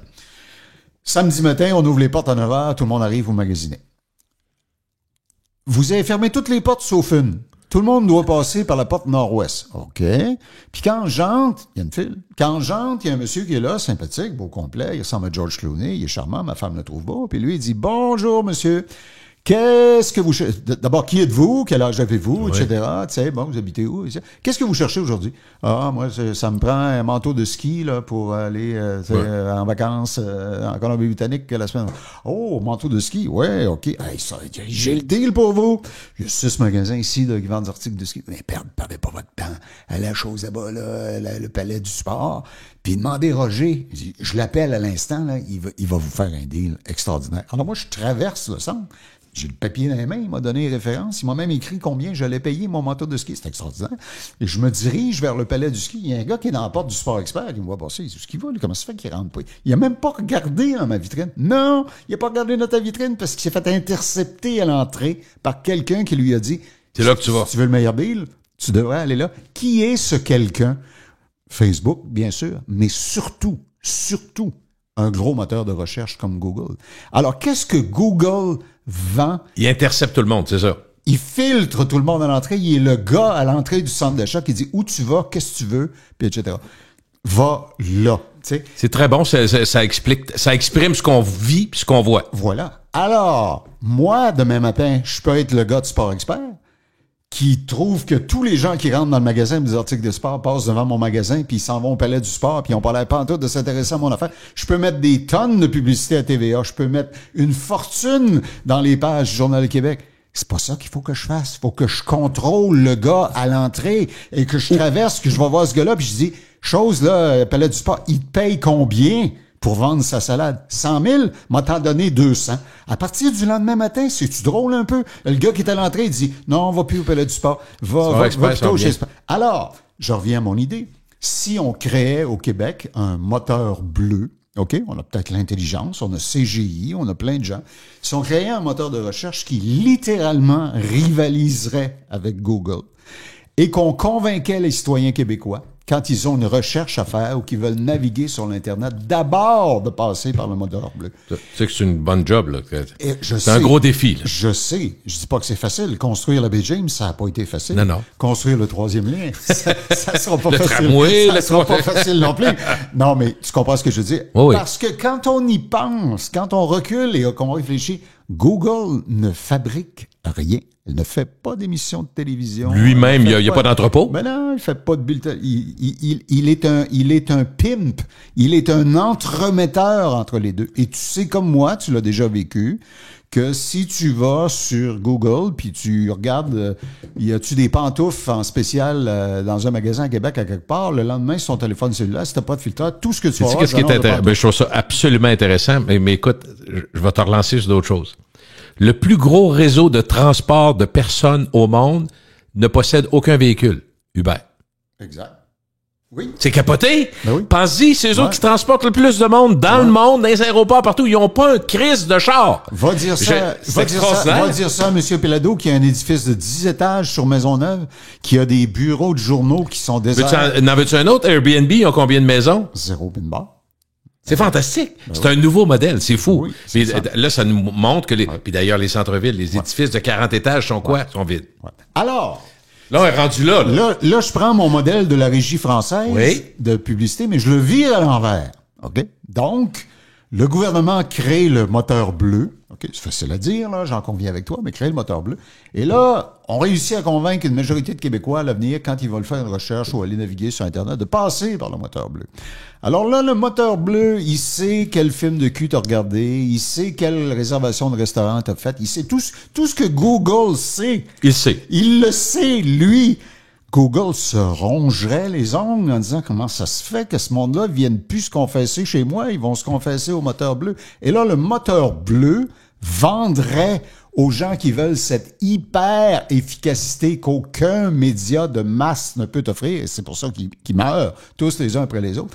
Le moteur bleu le vendrait à Tanguy, le vendrait à Canadian Tire. Si c'est efficace, les gens vont payer. Bien sûr. Et cet argent-là, une fois qu'on aurait payé les dépenses, puis le loyer, puis le compte d'électricité du moteur bleu, on le redistribuerait aux médias qui tirent le diable par la queue dans le même modèle que la régie de publicité nationale... Dans le fond, toi, tu dis, il y a un modèle mondial qui est en train d'envahir tout le monde. Il faut... Ça prend une solution. Ça prend une solution du nouveau, même type. C'est un modèle nouveau. Et ce que nous permettons à Google et à Facebook de faire, littéralement, on leur permet d'avoir un monopole. Dans le fond, et dans les sociétés démocratiques et dans les sociétés libres, on ne veut pas de monopole. Et j'entends des gens qui se bidonnent à entendre ce que je viens de dire, et qui disent, hey, Thibodeau, t'en as fumé du bon. Parce que là, le gouvernement, c'est le gouvernement qui gère ça. Le gouvernement va savoir. Big Brother. J'ai-tu consulté les films de cul? J'ai-tu dit à mon beau-frère... J'ai-tu une dette si importante que ça? Et c'est tout. Etc. Tu sais, c'est ça. Comme si Google le savait pas. Mais Google le sait. Et c'est ça que Google monnaie. Et c'est avec ça qu'il est en train d'égorger nos entreprises médias qui, elles, sont encore avec le cheval et la calèche. Puis là, il y a des gens qui se demandent encore, Claude, autour de la table, entre amis, on a tous des cellulaires ouverts, puis là, on se met à parler de voyage, on arrive sur le web, tout de suite après, bang, des annonces de voyage. Big Brother, on sait, là. Oui. On sait que c'est entendu. Oui. Siri de ce monde, là, mais nomme-les, là. Fait on n'est pas sur nos gardes tant que ça. Tout le monde a déjà dit que sur Internet, quand tu ne payes pas, tu es le produit. T'sais, quand tu es en ligne et que ça ne te coûte rien, quand ce que tu consultes ne te coûte rien, tu es le produit. Alors moi, si je vais sur Facebook, ça me coûte rien, Facebook. Ils me chargent rien. Mais est-ce que, prenons l'exemple... Je deviens leur produit, ils me revendent à Tanguy. OK, mais je reprends ce que tu as dit, ton exemple français, puis le Google bleu ou peu importe, là, je comprends très bien le parallèle. Le moteur bleu. Non, mais est-ce que ça veut dire, dans le fond, que toi, tu dis, Coke est très fort, si on essaye de juste demander à Coke de nous donner une petite part, ça marchera pas. Non, mais lançons Pepsi à côté puis vargeons. Essayons d'avoir une compétition, dans le fond. C'est un peu ça que tu dis. Exactement. Parce que Google... Pourquoi Google... Autrement dit, si je vais voir Google, demande-moi un petit bout de ton Google, il va m'envoyer promener poliment. Mais ou il va peut-être t'en donner un en disant si c'est tout ce que ça prend pour qu'il continue de faire le Les mort. autres 100 millions, c'est du petit change, c'est d'accord, là? Couche panier, tu sais. Continue de dormir dans ta torpeur, puis moi, je vais continuer de te torcher. C'est pour te faire ma gueule, vas-y. T'es-tu heureux pour 5 ans avec ça? Moi, je vois, lui, il arrête pas de croire. Écoute, 3 jours, il s'est rentabilisé. Tu sais. Et tu règles pas le problème parce que le client qui cherche de la haute précision va continuer de dire, ouais, Journal du Québec peut pas me donner ça, TVA peut pas me donner ça, Radio-Canada peut pas me donner ça, alors que si je dis, moi, je veux atteindre des femmes qui actuellement veulent s'acheter un mobilier de patio pour leur terrasse. Google regarde toutes les recherches qui ont été faites, puis ils disent, dans la ville de Québec, il y a 171 personnes qui ont googlé depuis quelques jours des mobiliers de terrasse pour leur patio. Est-ce que tu veux leur nom, leur adresse pour leur envoyer une offre? Oui. C'est ça que les réseaux traditionnels ne sont pas capables de faire. Cette réflexion-là devrait d'abord, elle vient de nous autres dans un podcast, ça devrait venir aussi de gens qui décident de notre avenir et qui regardent en avant, qui sont au... Ben oui. J'ose espérer. Ben oui, mais est-ce que... Moi, ce qui m'intrigue un peu, parce que je vois l'évolution, je me dis, les gros médias extrêmement riches, on l'a vu, mes chums qui sont dans le monde du sport nous disaient il y a 5-10 ans, Régent Tremblay à qui je parlais, il dit, Gilles, c'est pas compliqué. Il dit rapidement, même les gros réseaux américains n'auront même pas moyen d'avoir les ligues de soccer. C'est déjà commencé. Apple est là-dedans, Amazon a dit on les laissera pas aller, toutes les grosses compagnies qui ont une équité folle. Il y a une grosse entreprise dont le nom m'échappe, là, c'est un drôle de nom, c'est genre Diamond ou quelque chose comme ça. Ils sont dans le nord-est des États-Unis et eux, ils étaient l'intermédiaire entre les grandes ligues de sport professionnel et les petites stations de télévision locales ou les sous-groupes locaux qui étaient intéressés à acheter à la pièce parfois des diffusions ou certains matchs parce qu'un petit gars qui venait du coin, puis les ligues avaient gardé des capacités de négociation parallèles avec cette compagnie-là. Et la logique, c'était que oui, c'est, mettons, NBC qui diffuse ou CBS qui diffuse le football, le NFL, mettons, pour les fins de la discussion. Mais on va permettre à 50 occasions dans l'année à des petites stations d'en acheter parce que, tu sais, pour faire goûter, là, comme quand les gros réseaux se détachent pour le local, puis tu vois le bon papa, là, avec ses enfants qui annoncent des chars. Bon marché, oui, c'est ça. Non, mais c'est le principe. Oui, même principe. Mais dans ce cas-là, c'était le match au complet qui était diffusé, puis cette compagnie-là a roulé pendant un bout de temps, puis il faisait de l'argent. Tout le monde regardait ça de l'extérieur en disant, mon Dieu Seigneur, comment est-ce qu'ils font? Ben là, je t'annonce qu'il est en faillite au mois de juin. Tu sais, ils n'y arrivent plus, eux non plus, parce qu'ils se font manger la laine sur le dos, encore une fois, par les agrégateurs qui donnent les meilleurs moments du match en 60 secondes. Est-ce qu'on doit pas craindre, nous, mettons qu'on aime les médias parce qu'on a vécu de ça, puis écoute, on rajeunit pas, on sort pas de showroom, comme dirait l'autre. Est-ce qu'on doit craindre des positions monopolistiques quand même, avec des, tu sais, il y a 2, 3, 4 grands mondiaux, là. Remarque que j'oublie l'Asie où il y en a aussi, là. Ouais. Mais, tu sais, ben, écoute, il y a des pays où dès que tu soumets que quelqu'un devient trop gros, trop important, trop dominant, on se dit, monopole, on casse ça. Aux États-Unis, ils ont des lois contre ça. Souviens-toi qu'à la fin des années 70, début des années 80, on a démembré la compagnie Bell. Tu sais, Bell, c'était gigantesque. Ils l'ont fractionné en toutes sortes de morceaux. Tu me diras, c'est tous des morceaux qui sont liés par un cordon ombilical à la maison mère. Mais pour les fins de la discussion, ils l'ont fractionné parce qu'en faisant ça, ils se sont rendus compte que dans le sud des États-Unis ou dans le sud-ouest, ça donnait des chances à une autre compagnie d'émerger. Quand M. Pelado dit maintenant le téléphone cellulaire Vidéotron est disponible à je sais pas trop quoi, c'est à la Côte-Nord, ben c'est parce qu'il a érigé des tours. C'est parce qu'il s'inscrit en compétition contre les Bell, les TELUS de ce monde, etc. Alors, aux États-Unis, on aime beaucoup préserver, à tout le moins, la perception de la compétition. Au Canada, on est, comment dirais-je, on est plus permissif. Au Canada, on accepte qu'il y ait juste 2, 3 joueurs qui se partagent le gâteau. Tu sais, ça nous irrite, mais on le permet pareil parce qu'on se dit, ben dans le fond, on est petit. Puis si on permet pas ça, comme on le disait plus tôt dans la discussion, on se fait manger par les gros exportateurs américains. Alors, je crois que nous, ce qui nous afflige ici, j'y reviens, c'est ça, c'est que le concurrent, je prends l'exemple de Google, là, particulièrement parce qu'il est facile. C'est une puissance remarquable. Il est facile à illustrer. Ces gens-là offrent un produit que personne d'entre nous n'offre. Ils sont le gars à l'entrée du centre d'achat qui décide où tu vas aller magasiner. C'est extraordinaire comme exemple, mais en même temps, tu sais, je parlais à mon fils qui est dans le monde de tu sais, du service, des piscines et autres. Il dit, moi, j'ai tout essayé, puis il n'y a rien qui est même proche de l'efficacité de Google. Quelqu'un qui tape entretien de piscine, nettoyage de piscine, moi je sors, je paye pour ça. Ça me coûte 10 000 par année, puis ça vaut 500 000. C'est sûr. Fait que tu sais, puis en même temps, on dit qu'ils ont 82% Facebook et Google. Du trafic.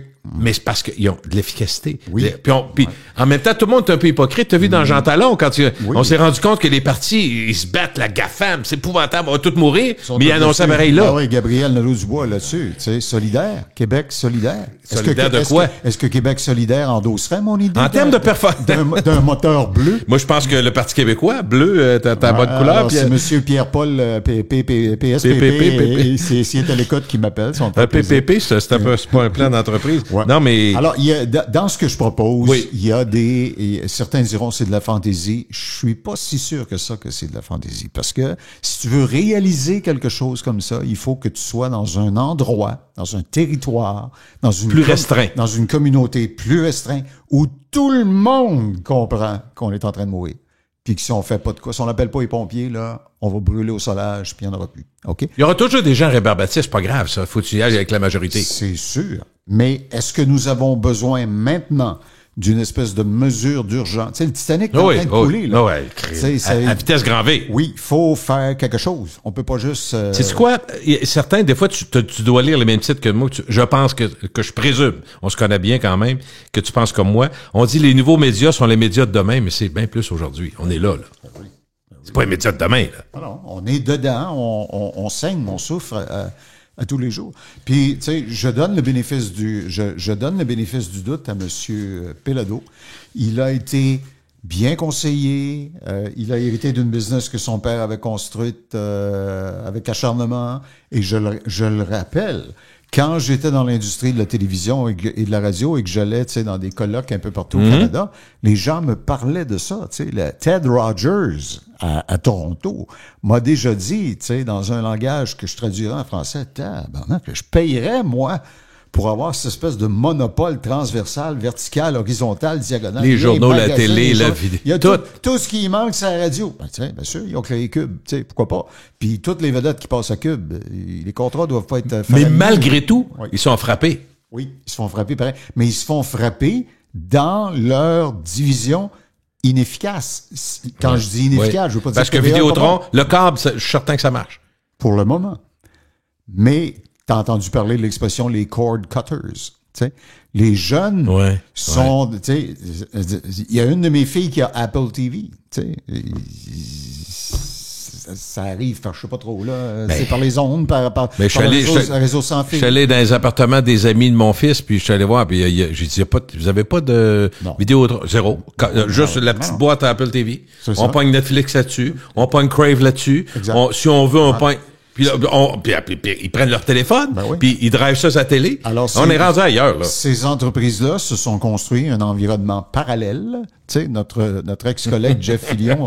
Le monde parallèle. C'est ça, le monde parallèle. Mais le vrai monde parallèle, c'est Google et compagnie. Ils ont développé un modèle d'efficacité redoutable. Je le redis, les médias traditionnels sont inefficaces. L'exemple de ça, le plus évident, moi, je suis abonné entre autres au Journal de Québec. Le Journal de Québec arrive tous les matins. Mettons que je regarde mon Journal de Québec ce matin. Mettons, il y a 40 pages. OK? Ouais. Il y a du sport, des nouvelles, des chiens écrasés, des chroniqueurs, des statistiques du sport, les annonces là-dessus, tout ça, les mots croisés, etc. Tout ne m'intéresse pas de façon égale. Il y a des choses, moi, je passe pas dessus. Vite fait. Mais le journal, hier, là, lui, le gars qui dirige le journal, le metteur en page, là, l'éditeur, là, lui, hier, il a assemblé du matériel pour remplir 40 pages. Et il a écrit ça, édité ça, imprimer ça, mis ça dans un camion, livrer ça chez moi, c'est dans ma boîte aux lettres, je l'ouvre, je regarde, il y a 8 pages sur 40 qui m'intéressent, le reste, ça va dans le bac de recyclage. C'est inefficace. Si je veux annoncer un événement au TVA de 18 heures, ils vont me dire, il y a 150 000 personnes qui écoutent ça. Si j'ai une bonne agence de négociation, on va dire, ouais, mais nous autres, on est intéressés par les gens je vise, ils vous écoutent pas. Ouais, ou il y en a si peu. Alors, tu sais, les médias traditionnels se retrouvent comme la waitress d'un restaurant qui arriverait puis qui te dirait, elle te met la carte devant toi, tu trouves ça cher un peu, tu sais, spaghetti à 28 piastres. Tu dis, ouais, avez-vous un menu du jour? Oui. Combien? 14 piastres. Qu'est-ce qu'il y a dedans? Un chausson, une soupe, un café, puis un club hot chicken. OK. Si j'enlève les biscuits soda, je prends pas le dessert, puis je prends pas le café, tu m'enlèves-tu 5 piastres? Tu sais, la fille, elle va te regarder, elle va te dire, ben non, voyons, notre modèle économique est basé sur le fait que tout ça est packagé, tu sais. Alors, les médias de masse sont inefficaces. C'est pour ça que je dis que, tels qu'on les connaît, c'est actuellement la mort des médias de masse. C'est fini. Dernière, c'est presque fini le podcast aussi, ça va très bien. 1h30, puis on commence. Non, je niaise, mais les jeunes générations, tu sais, Claude, s'intéressent à l'information. Ils s'intéressent à l'information, mais ils apprennent pas pantoute. Nous autres, on l'a toujours pris. Ils apprennent sur TikTok, Snapchat, Facebook. On peut rire tant qu'on veut, mais ils vont chercher de l'information. Ils vont chercher du du gossip. Ils vont chercher du top, plein de sujets différents. Est-ce que ton modèle, ton idée à toi, dans le fond, prenons ça, je prends ça à la base. Mettons, je m'appelle Tanguy. Tanguy a quand même un renouvellement d'image, plus jeune, plus ci, plus ça, efficace quand même. Puis on a compris que les Chesterfield de 1940, du colonial, on est passé à autre chose. Parfait. Alors, eux autres, dans ton modèle, s'ils se rendent compte que ceux qui passent dans le web bleu, je sais pas comment tu l'appelles. Moteur bleu, dans le moteur bleu, puis que tu veux rejoindre les jeunes, ben les autres sont sur TikTok. Le moteur bleu placerait de la pub sur TikTok, c'est ça que tu veux dire? Exactement. Il ferait ce que Google ferait. Il dirait, va-t'en sur TikTok. Ils sont là à cette heure-là, sont très forts le soir à 9h. Fait que, dans le fond, c'est ça que tu dis. On va diriger, même si c'est des grandes plateformes. Sauf que les profits du moteur bleu, au lieu d'aller dans les poches d'un multimilliardaire. Ils vont aller aux médias du Québec. C'est nationaliste, t'es d'accord, c'est pas indépendantiste, mais c'est nationaliste. Puis c'est pas une tare d'être nationaliste.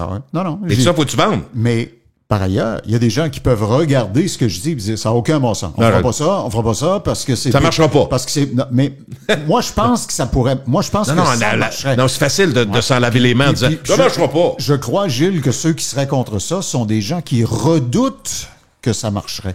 Et parce qu'ils redoutent que ça marcherait, ils disent, Big Brother...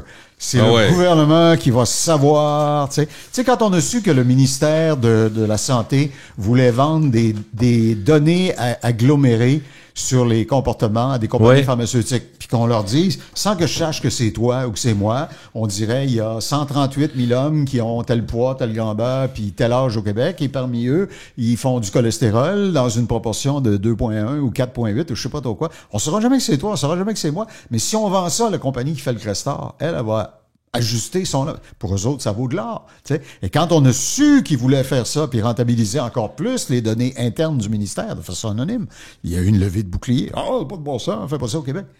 On est rendu là, Bill. Ouais. That's where the money is. Dans le fond, toi, tu dis, si on veut mettre à genoux les grands de ce monde, on rêve en couleur. On va avoir le temps de mourir 15 fois, là. C'est plusieurs observateurs disent ça. Il ne faut pas compter sur leur collaboration parce que leur collaboration passerait par une négociation.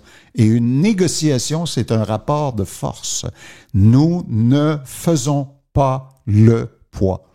On n'a aucun argument de négociation. Faut pas attendre qu'ils veuillent bien nous faire la charité s'entraide. Faut dire, on a compris ce que vous faites. On n'est pas des imbéciles. On va faire quelque chose. On voit très bien. On va faire exact. Ils vont nous dire bonne chance, vous allez vous planter. Aux États-Unis, ce que je propose, ça marcherait jamais parce que tout le monde se chicane, tout le monde se tiraille. Le Québec est peut-être c'est plus bigarré aux États-Unis. Peut-être moins. Ben, on a quand même quand t'as 2 millions de personnes qui écoutent la voix, puis 4 millions de personnes qui répondent à un sondage en disant que la meilleure chanteuse dans l'histoire de l'humanité, c'est Céline Dion. Là, t'sais. Quand t'es dans un territoire qui réagit comme ça, certaine homogénéité. T'as peut-être une petite chance d'être capable d'implanter le moteur bleu. C'est ton idée. On va en reparler. Merci, Claude. Ça m'a fait plaisir. Ce sont des circonstances dramatiques, mais que veux-tu? Salut.